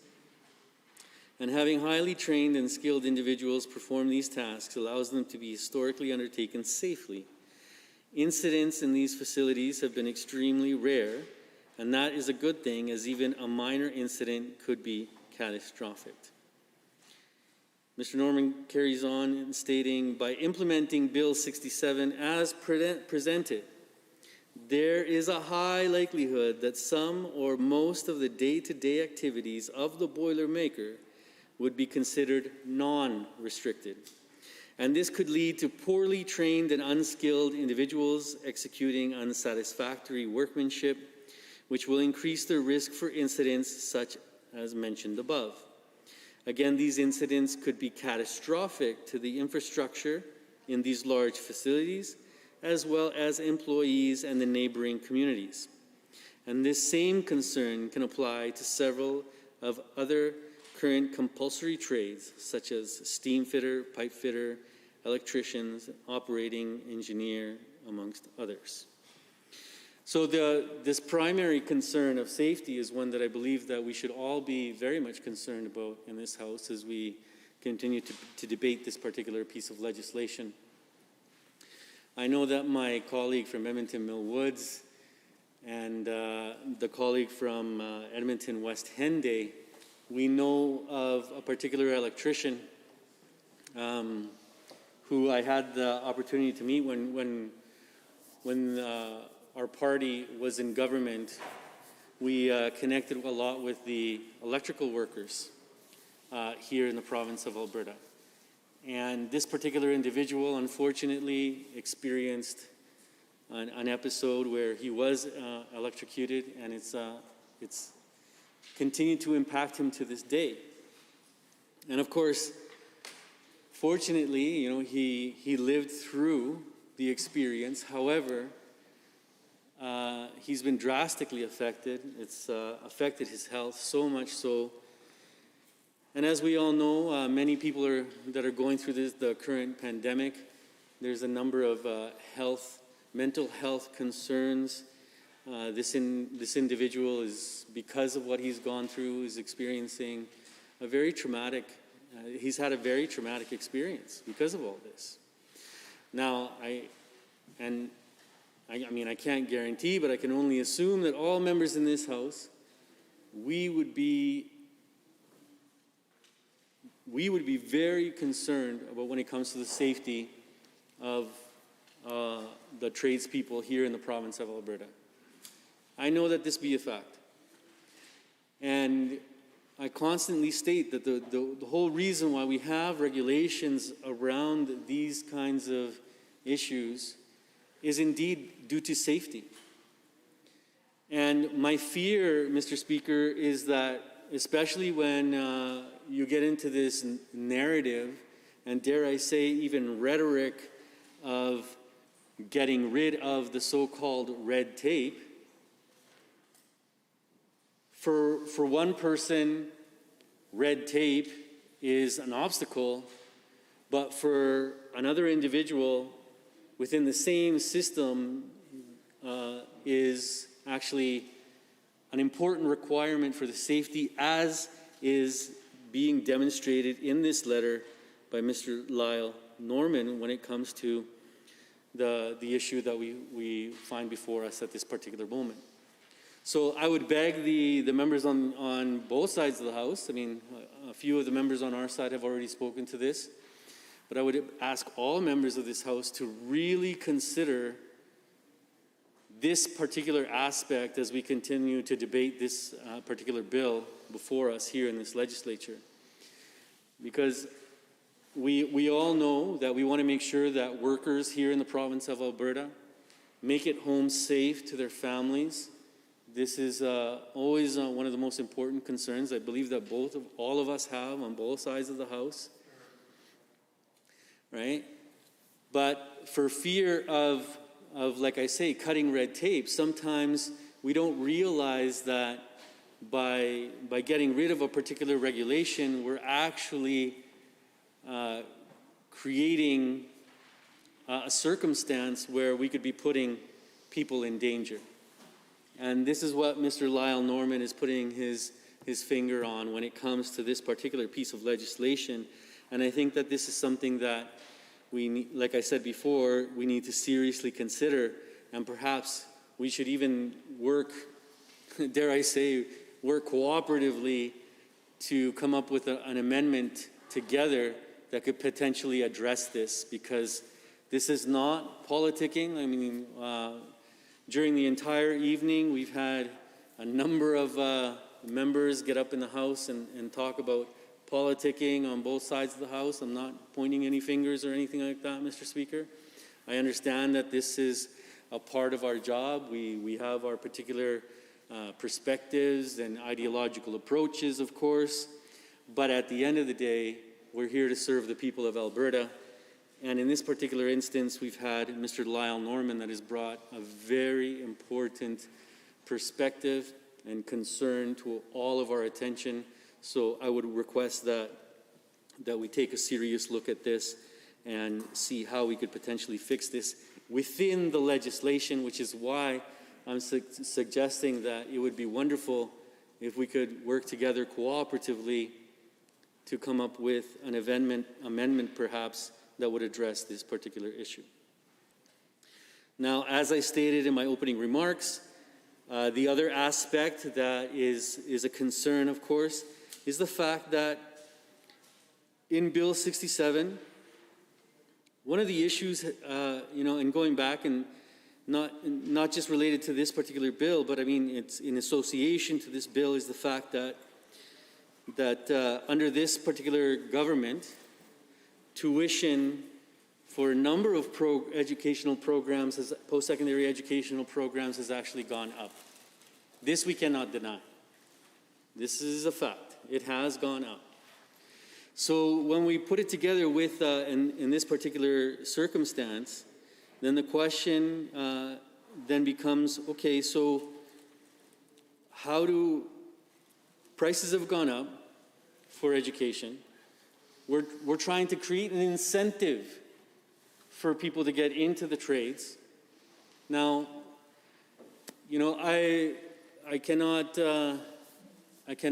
deny that it would be really important for me to address this particular issue because, of course, as I've stated before in the House, I used to be the president of the Non-Academic Staff Association at the University of Alberta. This is a topic that collectively with the other governing organizations, the structures at the University of Alberta, this was a constant issue, the whole issue of tuition, and making sure that tuition at the University of Alberta, I know we're perhaps these are, but it is post-secondary that we're referring to here, is that we need to make sure that post-secondary education in the province of Alberta is more accessible. And not only accessible in general, but specifically for people from rural communities and Indigenous communities. And I know that this was a problem at the University of Alberta and for other universities and post-secondary educational institutions throughout the province. And especially now when we've been hit so incredibly hard by this global pandemic, You know, I'm not going to even get into the politicking of what I believe are poor economic choices made by the governing party at this time. But I would say that at this time in the global pandemic, what we're currently facing is we need to get people back to work. And it's really important that this would be one of the main ways, because this is actually, from what we know, and which is even on the government website, we know that we're going to be experiencing a labor shortage over the next 10 years. Because as it was stated on the government website, there's 45,000 skilled workers are set to retire over that period of time. So I know that this is a concern of the government. So I would think that then they would try, or they would endeavor, then to provide access to as many people to the trades as possible, and instead of increasing tuition, at the bare minimum, leave it flat. Why continue to increase tuition and make it less accessible, especially for Indigenous people and people from rural communities all across Alberta, which many members on the other side of this House profess to represent, those rural communities. And those same people from these communities are saying that they do not have the same type of access to post-secondary here in the province of Alberta as compared to those people that come from the cosmopolitan centers. So I believe that this is an issue that drastically needs to be addressed by the cabinet when it comes to this particular bill as well, because I get what their intention is, but you'd think that they'd put 2 plus 2 together and figure out that you need to create more accessibility to the post-secondary educational system and increase. 29-2A is available if anyone has a brief question or comment for the member. The honourable member for Calgary Buffalo. I think the member was stopped in full flight, and maybe he can just finish his thought. The honourable member for Edmonton Ellerslie. Thank you very much to the member from Calgary Buffalo. I forgot that when I get on the treadmill, it's kind of like I forget the whole time, and it just kind of goes by. I didn't even get to my third point, Mr. Speaker. So I'm going to take advantage of the fact that the member from Calgary Buffalo actually gave me a little bit more time, and I'll just finish off on the issue of cost by just reiterating that this is something so important that we need to make sure that especially Indigenous people in the province of Alberta that call Alberta home and have called it a home before it was even called Alberta, make sure that they have access and by making post-secondary education more accessible to them by lowering tuition and as well for rural communities, as I stated. Now, the last point that I wanted to address was this whole issue of this new board. And because of the fact that, and has been stated, I stated before, and members on this side of the House have also stated before, that a lot of what will potentially happen with this bill will be in the regulations. There's a number of questions that come into it that for me are really important when it comes to the actual board. And because the board seems to have quite a different function from the previous board. So then the questions that I have are, how does the minister envision this new board working? How does this address, how does this, the governance and the functioning of this particular board, how does it address the issues that we have before us? Right? And I don't think that that's been properly identified by neither the minister or any of the private members on the government caucus side that have gotten up to actually speak to this particular bill. And I think that's a really important aspect of the bill that we need to square off I mean, essentially what's happening here, Mr. Speaker, is that the government is once again, because this has happened several times in several pieces of legislation that they have brought forward to this House, saying, you know what, we'll figure the rest out in regulation, so just trust us.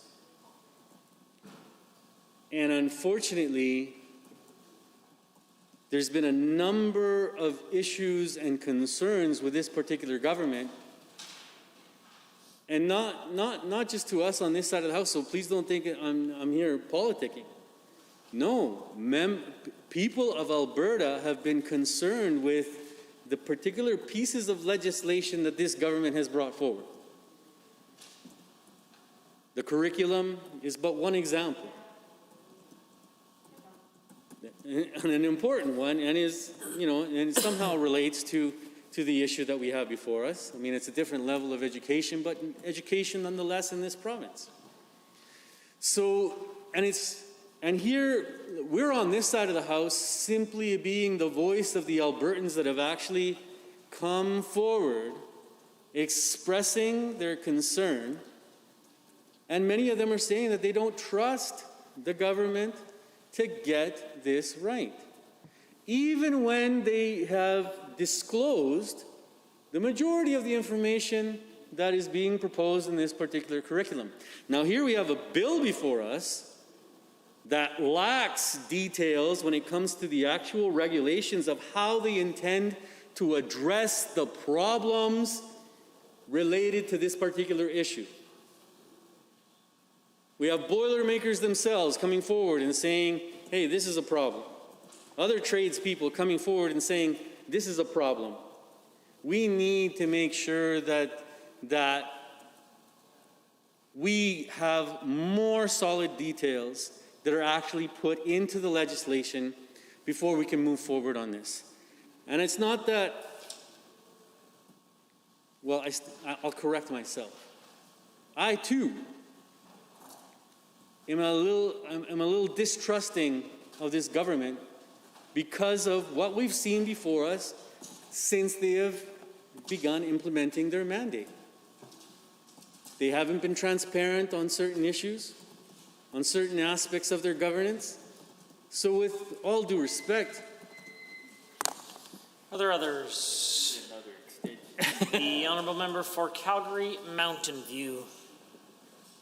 Thank you very much, Mr. Speaker, and I am pleased to rise and speak to Bill 67. And I think, you know, this bill obviously is called the Skilled Trades and Apprenticeship Education Act, but I feel a more appropriate title would be the Trust Us Act. Because my concern with this bill isn't so much what's in it as what is not in it. And it's difficult to know what to do with a bill like this. And the reason it's difficult to know what to do is because it's not clear what the bill is going to do. Now, I'm not saying it's never the case that a government needs to introduce a bill that's just sort of an overarching structure and the details come by way of regulations. But I think in this case, it's my opinion that significantly more detail could have been included. And if more detail wasn't included in the bill, then at least statements from the minister on the record in terms of what was going to happen with it would be helpful. Because the problem is, it's just not totally clear what's going to happen. It's not totally clear. You know, the government gives itself the ability to remove certain entities that exist now, and then they say, well, we don't intend to. Well, then why do you need that power? So that's really confusing. It's not really clear here whether apprenticeships are required to be paid or what the protections around them are. And this sounds like a small issue, but in my opinion, it's part of a larger issue. So I've said this before in this House, and many members have probably spoken extensively about the reason that they chose to get into politics, right? And mine, as I have said probably repeatedly, I mean, there are a lot of little factors that drive this, but one of the big factors in my case was income inequality, the sort of decrease in the existence of a middle class, the fact that one or two working parents are no longer able to provide food, shelter, education to their kids. To me, that's very problematic. And I don't want to sort of imagine this time in the past, as people tend to do when they look backwards, where everything was wonderful and magical and perfect. But there definitely was a time where the costs of basics like housing and food compared to the average salary were a lot more balanced than they are now. There were times when it was worse too, throughout history, I won't deny that, but there was a phase where I think, you know, a one person working in a household, working not a university-trained job, working a job in the trades, or even not a trade-trained job, just a job, was able to have a family and buy a house and have a reasonable standard of living. And I think we're not so much seeing that anymore. We're seeing people struggle more and more with the basics. So when we're talking about a situation where working people may have to go through apprenticeship phases where they are not paid, to me, that's a big problem. And it's a problem that contributes to an overall problem we have. Add to that, you know, we have the removal of compulsory trade designation, and when we saw that in BC, we saw a decrease in completion rates, but we also saw a decrease in wages. And again, that's very, very problematic from my perspective, because this slippage, this situation where it's no longer the case that, you know, working people can afford to raise their families, I think that's really, really problematic. And yes, there are definitely views on which this sort of antiquated dream of owning a house is maybe not the best step forward anymore, or property markets being inflated. I mean, I'm taking no position on that. But whether it's by way of owning a house or whether it's by way of renting and being able to put away more money for retirement that you'll need, because you won't have, you'll have to continue paying rent. You won't hit that point where your mortgage ends. Either way, it seems like people are having a harder and harder time being able to afford those things. And so that is very problematic to me. And one of the reasons I find it problematic, I mean, there's lots of reasons. My view that we are all stronger as a society when everyone has the basics of what they need is certainly one of them. But I also think it impacts democracy.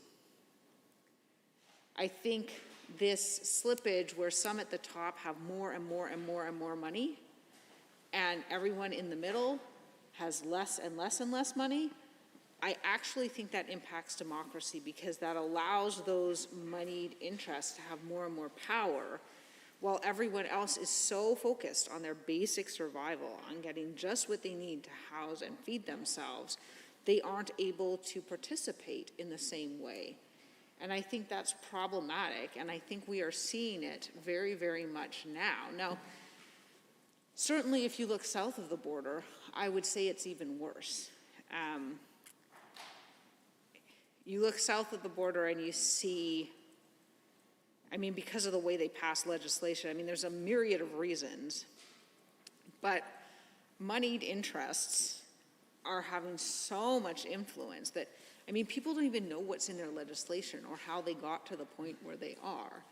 And this narrative that we have where when the government intervenes to protect workers, to protect people's safety, that's government intervention, and everything else is leaving the free market to do its own thing, it's just not true.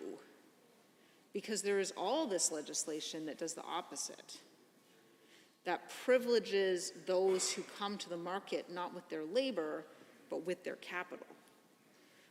That has different bankruptcy rules for corporations versus individuals, that has different liability rules for corporations versus individuals. And all of that is very problematic because it creates a situation where people out there in the world are carrying the lion's share of potential liability. They are carrying the lion's share of debt. And meanwhile, those who already have more than they will ever need are not being held subject to those same rules. And that is a problem. I guess fundamentally the position I come from is the position in which everyone should be subject to the same rules. There should be no amount of money you can have or not have that changes that.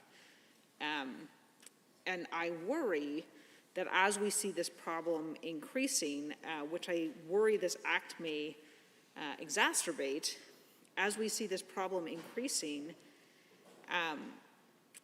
that'll just get worse. So there's a lot of questions that we have about this act.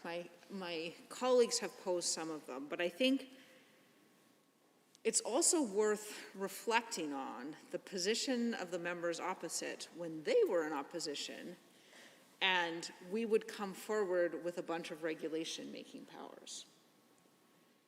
Because even ones which, and again, I think there's a reality to this situation, right? Like there's positions and then there's, the sort of reasonable spectrum of views.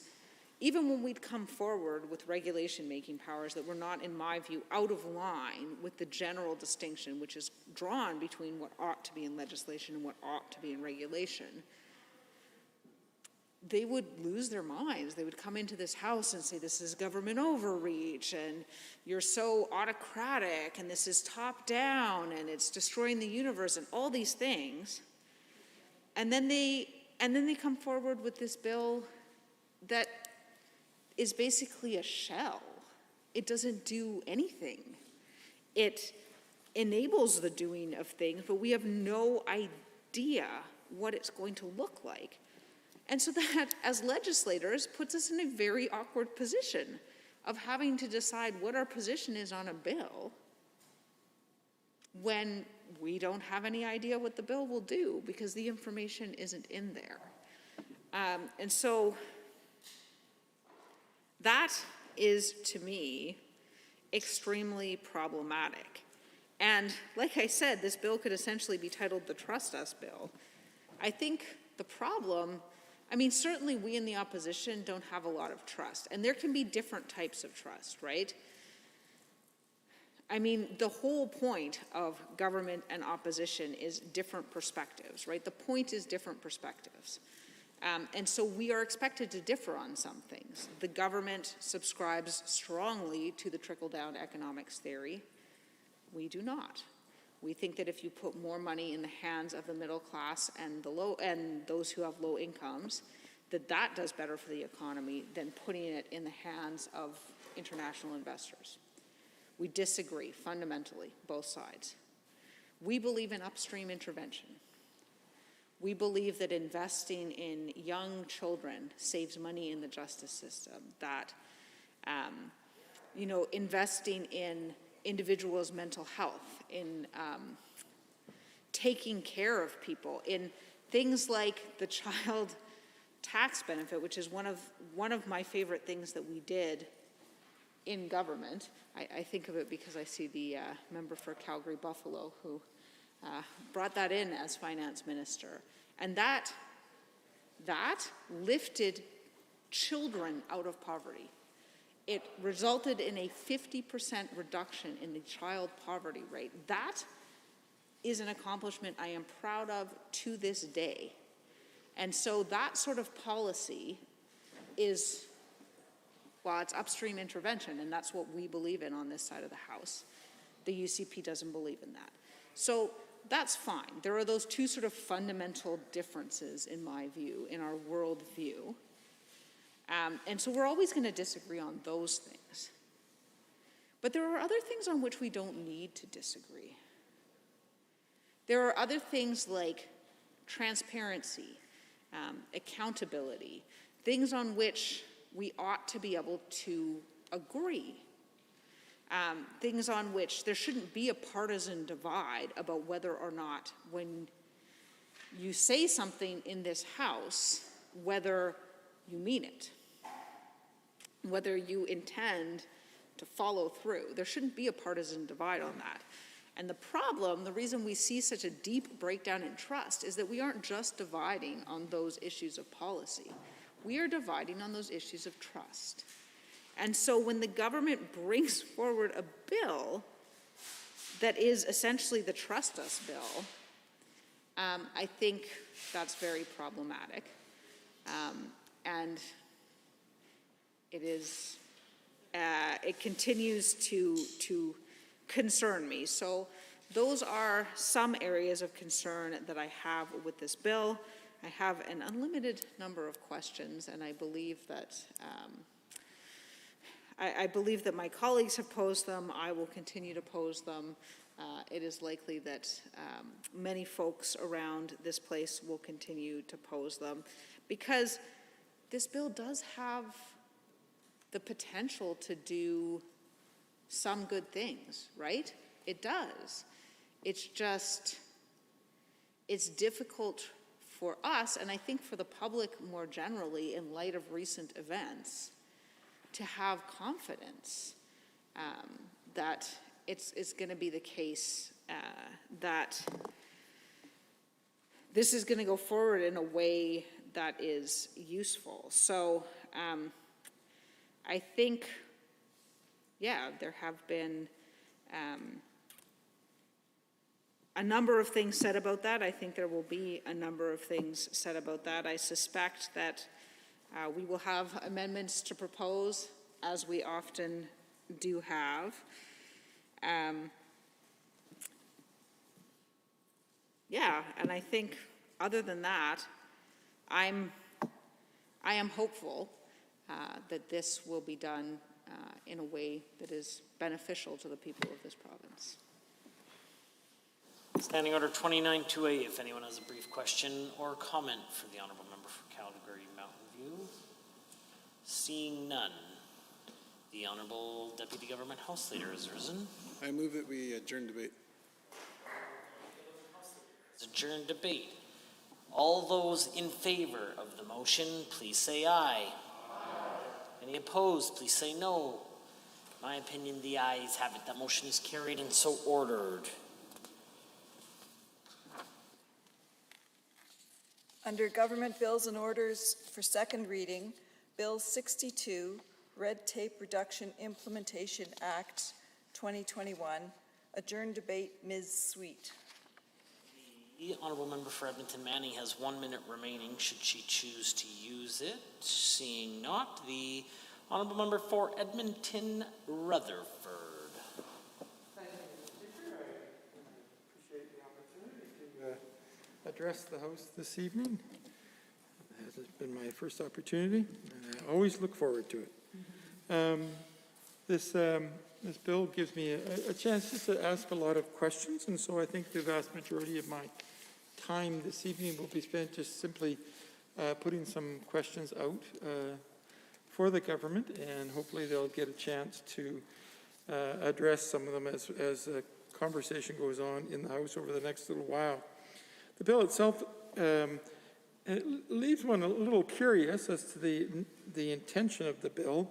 I know that it is labeled as the Red Tape Reduction Implementation Act, but there's actually very, very little evidence that any red tape has been eliminated in any of the many different acts that have been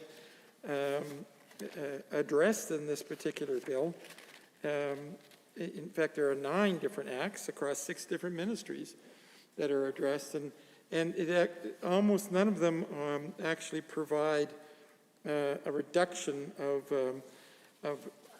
actions or activities either by the government or by private members, so I'm not sure where the red tape reduction is. Instead, it seems to be a bill that is focused on kind of fixing up past errors by the government, perhaps filling in little pieces that should have been introduced in previous legislation that's been introduced in this House by this government. And so I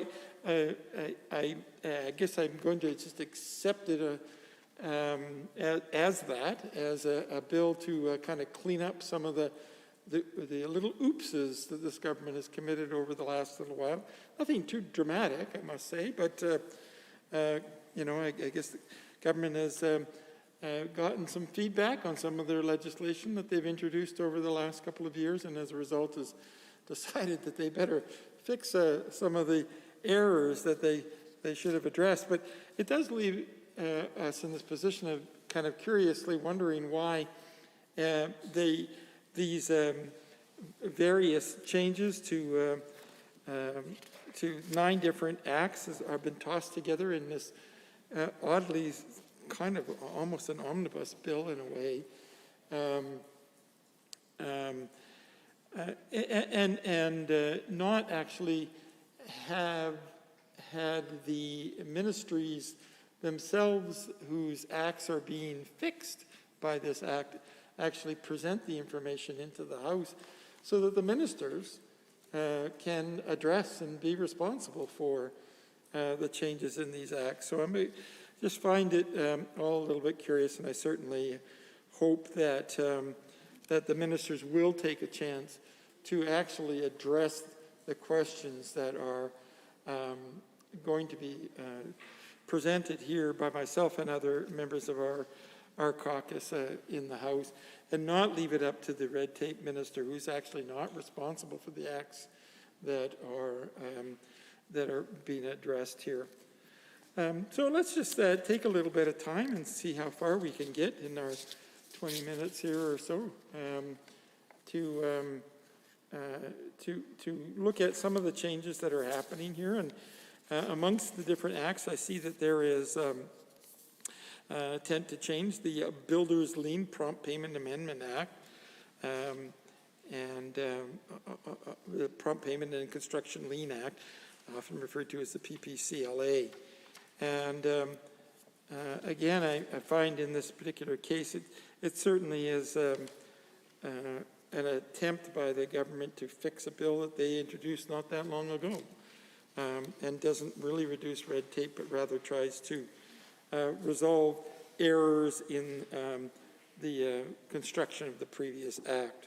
So I see within that act that there are the changes to this act, that there are a few things that are addressed and a few things that are not addressed. So I'll try to address some of them now. You know, one of the things that we can say with this piece of the legislation is that its timing is somewhat curious, as the actual act, which is the original bill, which it is now amending and trying to fix from their previous error, has not actually come into force at all. And I guess it sort of makes us wonder why suddenly these little bits have been added. And why is it not the Minister of Service Alberta that is presenting these changes? Why aren't they standing up and saying, I introduced a bill into the House, and in spite of all the debate we had about it then, now we're feeling a need to change it, just so that we can have an understanding of what's going on and how they got to this place. I am concerned about some of the particular aspects of this particular section of the bill, as there are a couple of pieces that are of concern. And I guess one of the ones that I'm most worried about is the issue of adjudication that is going on here. Now, clearly they're trying to provide some greater clarity the adjudication process which had been prescribed by the previous bill, and I certainly appreciate that and thank the government for bringing clarity to their previous bill, which lacked it, and I think that that's good. So it's really clear when the adjudication process can be used, who it can be used to address, who the people are in the process here that will be affected by the adjudication. And of course, it allows there to be electronic sharing of certificates of substantial performance, which makes sense nowadays, particularly in these COVID days. We are all spending a lot of time online, and it's appropriate that the information be readily available there. So I guess I say thank you for fixing the gaps in your previous legislation. But I am concerned about one piece, and I'm just wondering if I would hope that the Minister of Service Alberta would address this as opposed to the Minister for Red Tape Reduction, because it is their act. But it seems that there is a decision being made that adjudication it cannot go on at the same time if a court process has been initiated by either party. And I think that there's some question there about whether or not this is going to allow one party or the other to commence an action as a way of circumventing the adjudication regime that's in the Act. So that a process has been set up by the Act, and yet there is this sort of possibility provided here in this section to actually allow people to get out of that adjudication process by initiating a legal dispute instead. And the Act does not allow for both to go on at the same time. So now it's sort of a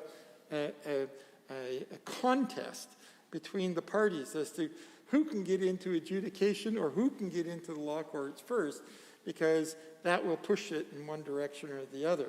And the law courts may favor one party over the other by its nature, or adjudication may favor one party over the other by its nature. So therefore, there may be a desire, in this case, for one of the parties to want to have a legal action rather than adjudication, or to have adjudication rather than legal action. And I guess when you set up two possibilities and you make them impossible to address at the same time, but you don't put them in an order that one can actually proceed the other either way, A before B or B before A, that you end up in a situation where the process is actually less clear because it's left up to the intrigues of the challenges that are going on between the parties involved. So I guess I'm a little bit worried about that. And I just, all I can do is present that as a concern. And just wonder whether or not the minister has a thought about whether it's okay that this particular circumstance exists, and whether or not there should be a process that says A before B rather than B before A. So I'll just leave that up for the minister to perhaps consider. And I will certainly pay attention to listen for the answer when it comes forward. As well, within this section, the prompt payment, there is a question about when a contract is considered to be complete. Now, this is important because the bill as presented here indicates that once a contract is complete, then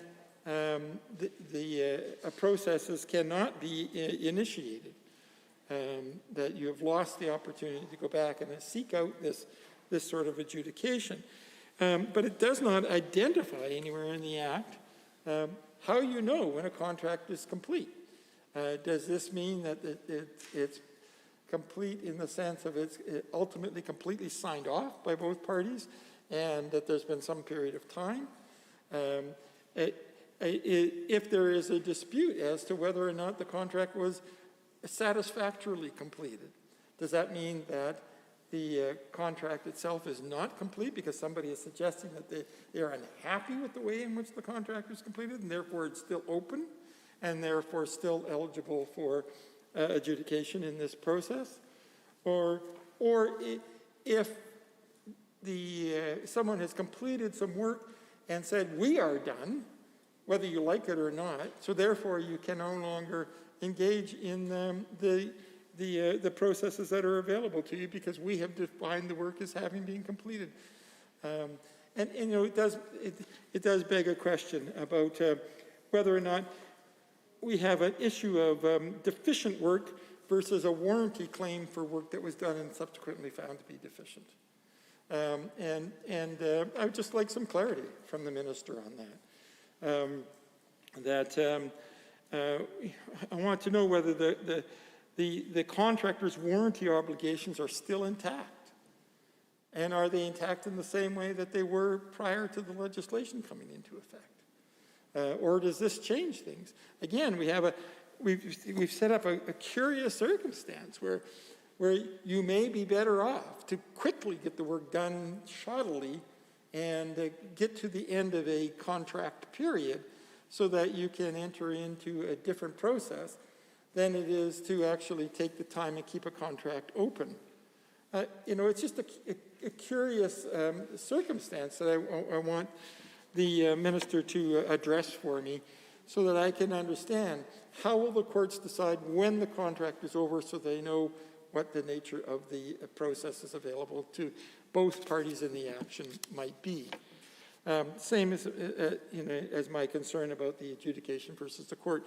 We just need more clarity. And so I do think it's a bit funny that we have a act that is apparently intended to provide clarity that has already presented me with two areas in which I think we don't have clarity. So I certainly would love to have the Minister of Service Alberta address those concerns and help us to understand, you know, where they're going and what they intend to do. There are many different parts of this act, and I can't, in my short time available to me tonight, address all of them, but I will address one more, hopefully, before my time runs out, and that is the section on the Real Estate Act. And I just have questions here. Questions about, you know, what was the process that led to the decision to make these changes at this time, and how does the changes to the Real Estate Act reflect the processes that have gone on? Because we know that there have been some significant processes. For example, there was the 2019 report from KPMG with regard to the Real Estate Act, and there were recommendations made from that act.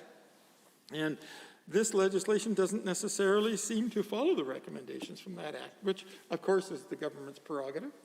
They can make a decision not to follow the report, but perhaps they can provide us some explanation as to the reasoning for not following the report. And let me give you a specific example, and that is the education requirements within the Act itself. I seem to have run out of time. Standing Order 29-2A is available if anyone has a brief question or comment from member for Edmonton Rutherford. Seeing the honourable member for Calgary Buffalo. I just want to, I'm all confused here. I'll give the member from Edmonton Rutherford the opportunity to complete his thought, please. I know he was in full flight. Thank you. Edmonton Rutherford. Thank you. I thought I'd take a moment to at least enter into my concerns with regard to the Real Estate Act before I closed off for the evening.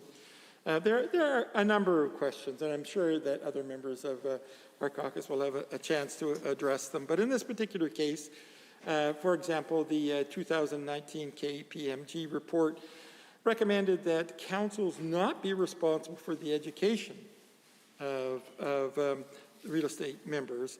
And they provided some explanation as to the reason for that, why they felt it should not happen that way. And the central question is that education actually provides a significant amount of income to whoever provides the education. They can charge, very high fees for people to attend that, and if it's compulsory, that's a guaranteed source of dollars coming in. And KPMG was asking the question, why would a decision be made to give that to one particular body, to the council, and a guaranteed way to develop these funds and limit it to only that one body to be the recipients of what will likely be substantial amounts of money. And so I guess the question is, does the government have a particular reason why they chose to do that? Is this a result of lobbying on behalf of the council that the government has made a decision to provide them with this sort of license to acquire generate these funds by having exclusive control over education? Or is there some other reason? I just simply want to understand the rationale about why this decision is made, particularly given that the contrary rationale was provided in the report to the government that is available to us. And so I guess I just wonder if perhaps the minister in this case could address the concern here and to help us understand the process of getting a report and then making a decision to go in a contrary direction. Was there a feedback system that provided them with some information that is not presented to us here in the House that perhaps would help us understand why a different decision was made? Because the last information that we had available to us here in the House, which was the 2019 KPMG report, indicated that they should go in a different direction with regard to the educational programming. So I guess I would just again like to have the Minister of Service Alberta take a moment when they get an opportunity to speak to address this question. And I know that while this is being presented by the Minister for Red Tape Reduction, it's really not a reduction of red tape in any way whatsoever. It certainly doesn't reduce any regulations.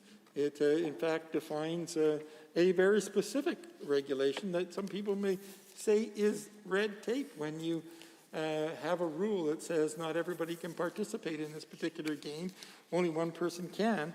I think most people in the public realm would say that actually increases red tape, that it doesn't leave the choice up to the members of the community. And so I guess I just would hope that that the minister would address this for us here in the House and, of course, for the public who have a right to ask these kinds of questions of their minister, but have not yet been able to hear from the minister responsible for this particular act as it's come through the Ministry for Red Tape Reduction. I also think that, we, under the previous conversations about the bill, the Real Estate Act, that we saw that many of the changes were quite contentious, and so we really need to understand why the decisions have been made here. Thank you. The Honourable Member for Edmonton Glenora. Thank you very much, Mr. Speaker, and to the colleagues who have gone before me. I want to take a moment to say that the tone in response, the 29-2A, that happened a little while ago on the previous bill from the member for Laxton and Parkland County, I really appreciated the focus on the bill and the content and the honest exchange that took place in that bill. And I want to say that I appreciated that exchange a great deal. And we will continue to ask questions and put forward ideas, and I hope that we can continue to see that kind of engagement as it relates to this bill tonight. So I'm going to touch on Bill 62, which is titled the Red Tape Implementation Act 2021. I won't touch on it. I'll actually give a speech about it. It will be, and the area I want to start by focusing on is the Real Estate Act. This bill, of course, is substantial in that it addresses, I believe it's 9 different pieces of legislation in a number of different areas. I imagine some people are wondering why wasn't this done through miscellaneous statutes, and I think it's probably bigger than that. I think that this is appears to be more of an omnibus than simple wordsmithing or grammatical changes. So the pieces I want to start around the Real Estate Act, and it's top of mind, I think, for a lot of Albertans now, and in part for reasons like the member for Calgary Mountain View articulated just a few moments ago about what inspired her to get into politics, and one of those pieces was around opportunities for income security for all Albertans and for all constituents she represents. And I know that the dream of buying a home is one that many Albertans share. I have a constituent who is on AISH and who posted recently in a group chat that we're both a part of how much he loved the neighborhood and the adjoining neighborhood, and was it possible, did anyone think, for somebody on AISH to be able to ever afford to buy something in the neighborhood, anything? And there was a range of responses. Some people talked about parts of the neighborhood that had small bachelor condos, and a lot of people talked about how it probably wasn't going to be possible, and that was mostly people who themselves have been living on AISH for a number of years, as they are also severely handicapped. And what a sad moment for him, I'm sure, in reading this. He has lived in the neighborhood for at least the 6 years that I've represented him, and I think I often see him walking around the neighborhood, checking out people's yards, offering to help them with yard work, and is an active member in the community, and would like to see himself in the position to be able to stay there permanently. And of course, when you think about this idea of permanency, often home ownership goes hand in glove with that concept. A lot of families with young children aspire to own a home and to give their children an opportunity to have that sense of stability, commitment, and place. That commitment to whether it's a condo, a townhouse, a duplex, a house, a standalone single-dwelling house. The idea of there being a place where you belong, where your family belongs, and where you can imagine living permanently, whatever that means to whoever is in that situation. So making sure that we have affordable opportunities for people to enter the housing market, I think, should be a priority for this Assembly and for the people of Alberta. Making sure that young families or single people can have the opportunity to see themselves as homeowners. And of course, many of those folks who might choose to attempt to acquire something at some point, and hopefully we can see some progress in this province to address the significant income inequality and the fact that, as the member for Calgary Mountain View said, there was a time not too long ago, I know when I was a kid, old lady speech, when I was a kid, you could have a single income, one person working, and you could own a house. That was pretty common practice. I think about my friend whose dad worked for Alberta Tel, and he was able to pay a mortgage and raise 3 kids, and his wife was able to stay at home and retire with a comfortable pension. But those opportunities seem to be fewer and further between. When people do choose to buy a home, they rely on the expertise of real estate agents for the most part. There are times where people will absolutely choose not to pursue the services of an agent, but I would say the vast majority probably in Alberta do use an agent to help them assess their needs, the liabilities, and the opportunities that exist, and pursuing a purchase agreement. So when we look at the changes that are being proposed in Bill 62, there are changes being made that continue or further the work that appeared to be started in 2019. There are already changes that this government made once around the Real Estate Act, and here we are again. And this act is amended to allow members on Industry Council to serve less than a term of 3 years, and it's said so that the terms can be staggered, so the entire board doesn't turn over all at once. So of course that begs the question, who was surveyed on this? What kind of feedback did they give? What kind of support or counter support, what kind of opposition was there to this proposal? And another change is to give the Minister of Service Alberta regulation making authority and determining how the industry councils can make bylaws. Again, we're seeing a lot of things being proposed this session by this government that take things that were in legislation and move them out into regulation or even into ministerial order. And why is that a question of concern for us? Well, because when you come to this place, there are 3 readings and an opportunity for the sponsoring government member, but also for all private members, to be able to contribute to building rules, regulations, bylaws that respect and reflect the needs of Albertans in general, not just trust one person to come up with what they believe the council bylaw should be, but actually an opportunity for all Albertans to weigh in on this through their elected representatives, those being us as members of the Legislative Assembly. So when it happens through regulation, of course, many private members have realized that means that there isn't that same level of robust and transparent engagement as we have through an actual bill or law. Bill 62 gives the board the opportunity to determine eligibility criteria regarding candidates for industry councils. Again, who asked for this would be a question, and I'm assuming that perhaps it might be board members rather than general membership. Perhaps that's wrong, but I'd like to have some discussion about, first of all, what the problem is we're trying to solve, and second of all, why this is determined to be the solution. So what are the current issues with regard to filling candidates for industry councils?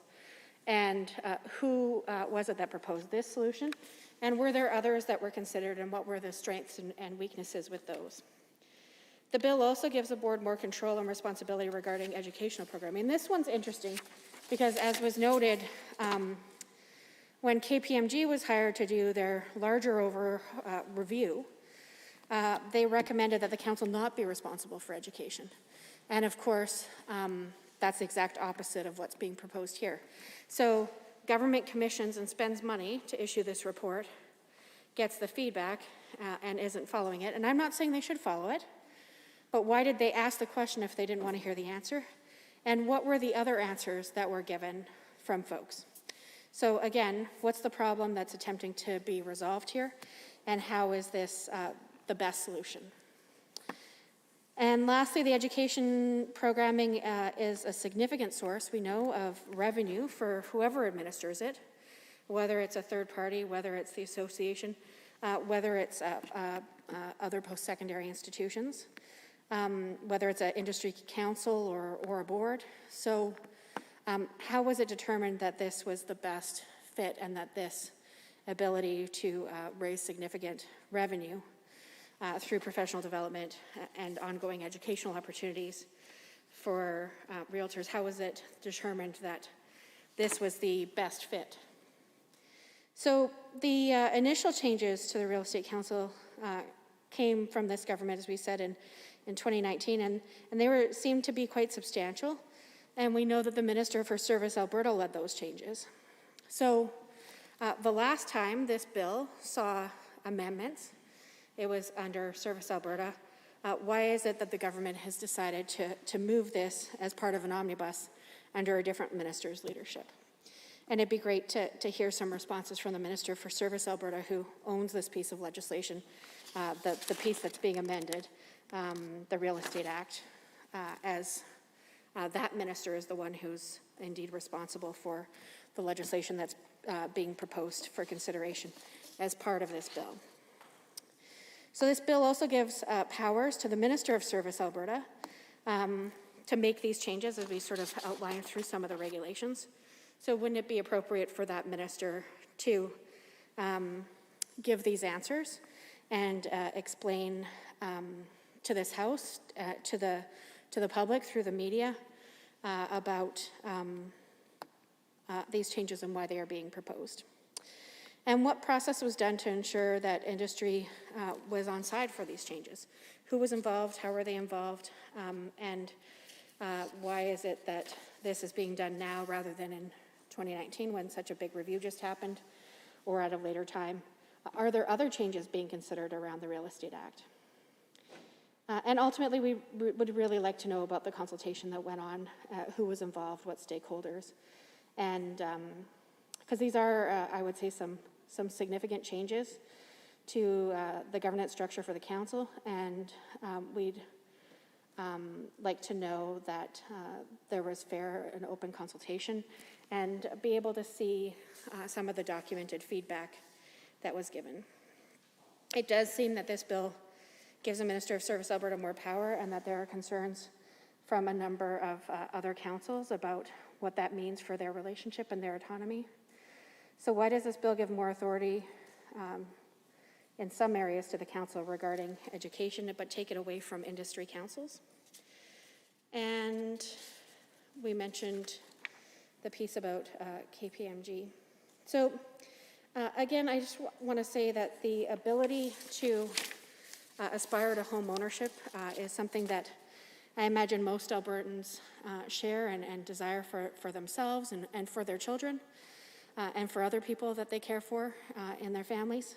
And ensuring that we have the best processes in place to support that through the qualified professionals who are real estate agents in the province, I think is an important commitment for us to make to all of our constituents, including those who are real estate agents themselves.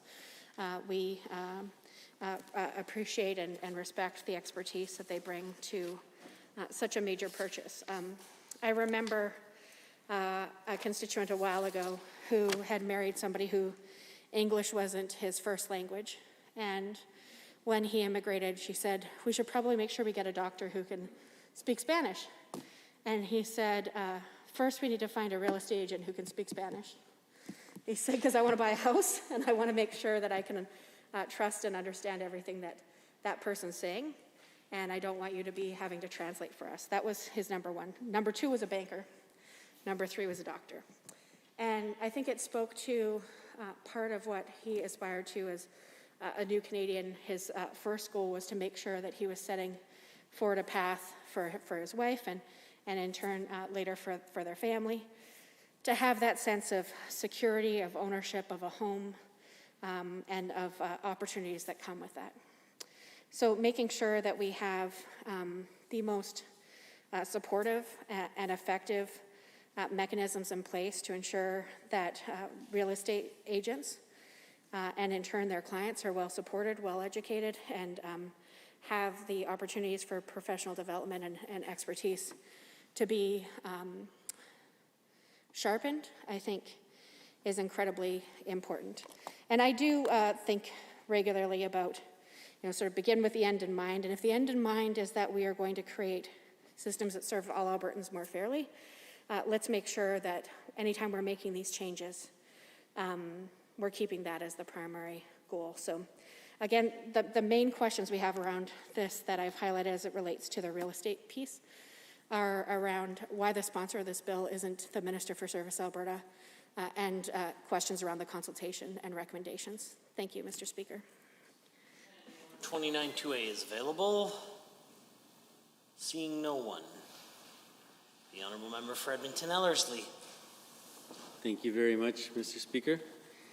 When it comes to this particular piece of legislation, as I've stated in the House once before,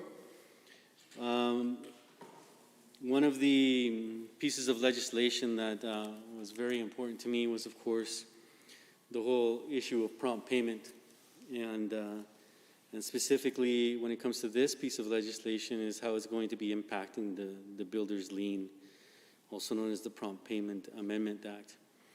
Now, one of the questions that I have, and it would be great if the Minister for Service Alberta could indeed address these questions for me, because when this was before the House, and I can assure everyone in this House that there were a number of subcontractors, specifically from the Alberta Electrical Workers Association, that were very eager to have this particular piece of legislation implemented. And we're very happy when they finally saw it come forward into the House, that we debated it. We were all in favor of it. From what I recollect, I mean, we were all pretty happy that it had moved forward. I know that under our government, the Alberta NDP government, we did a lot of the footwork to get that moving in the right direction. I was part of a lot of consultation with a number of subcontractors and also general contractors, just the same, to actually move this piece of legislation forward, who at that time, the Minister of Service Alberta was our good friend Brian Malkinson. I can't say his name because he's no longer a member of the House. Remember him fondly, actually. And I was very grateful that he had managed to move this forward for us, because of course, I believe that it was right after being elected, like not even a month, and Terry Millot from Electrical Contractors Association had set up a meeting with me. And the only reason that he had set up a meeting with me in particular was because I believe at that time the vice president for the Electrical Contractors Association happened to live in my riding, and we knew each other. Of course, we weren't friends or anything like that, but we were acquaintances. And that individual, his name is Shani Ahmed. He ended up setting up a meeting for us, and and at that time, I knew this was an issue, of course, because I heard of many subcontractors that had gone through this particular problem. And I myself went through that particular problem when I used to do finishing carpentry, when I used to run my own business as a finishing carpenter. And it's a tough situation to be in when you've done an incredible amount of work for a general contractor. You've been submitting your invoices once the work has been completed, because usually you agree to certain stages of work being done. And then you submit the invoices for those, and then of course you're expecting to get paid, and then for some odd reason the general contractor decides, well, I'm just not going to pay you. And you know, they usually point at like certain things that haven't been completed as effectively as they could have been done. So you go and you fix those problems, and then you're expecting to get paid. You know, they've made a list. You went and you fixed those things, and you're expecting to get paid. And then, of course, with many subcontractors that came to me throughout this whole process, they were explaining to me that sometimes they would have to wait. And I'll just remind all the members of the House, Mr. Speaker, through you, that the majority of these contracts are 90 days. Some can be 60 days, but the majority of them are about 90 days, right? So after that 90-day period, and you're still not getting paid, some of the, for example, some of the electrical contractors were telling me, subcontractors were telling me that it would be 120 days before they would actually get paid on a job, and sometimes they would have to take cents on the dollar because they just need to move on to their next job.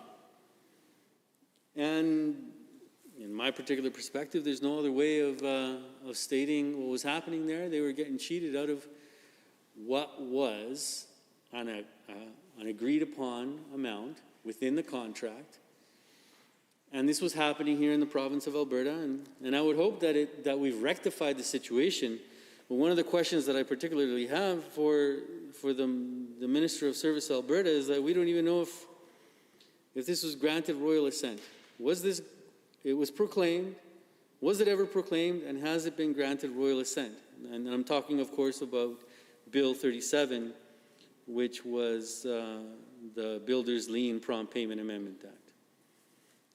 Because there was many people here in the province of Alberta who are experiencing this particular problem, and I think that we owe it to subcontractors here in the province of Alberta to actually move this forward. So then the question becomes, okay, well, how is this particular bill, this Red Tape Reduction Amendment Act, this is what they've chosen to call it, right? How is it going to be impacting the Builders Lien Act? And from my understanding, and I'd like to be corrected if I'm wrong, and this is why I'd like to hear from the minister himself,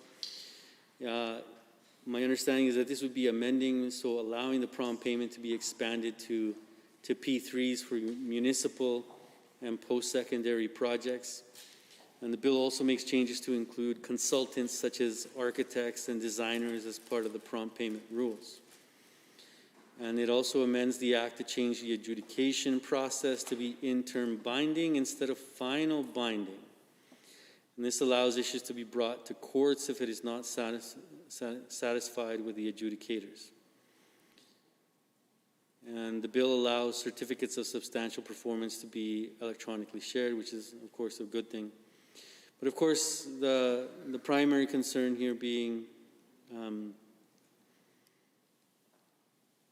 if the original bill has not come into force yet, why are these changes now being compared when it was originally introduced, right?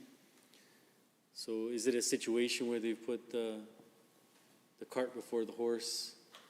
So I believe the minister, it would be prudent for the minister to delve into the questions that I've had for him.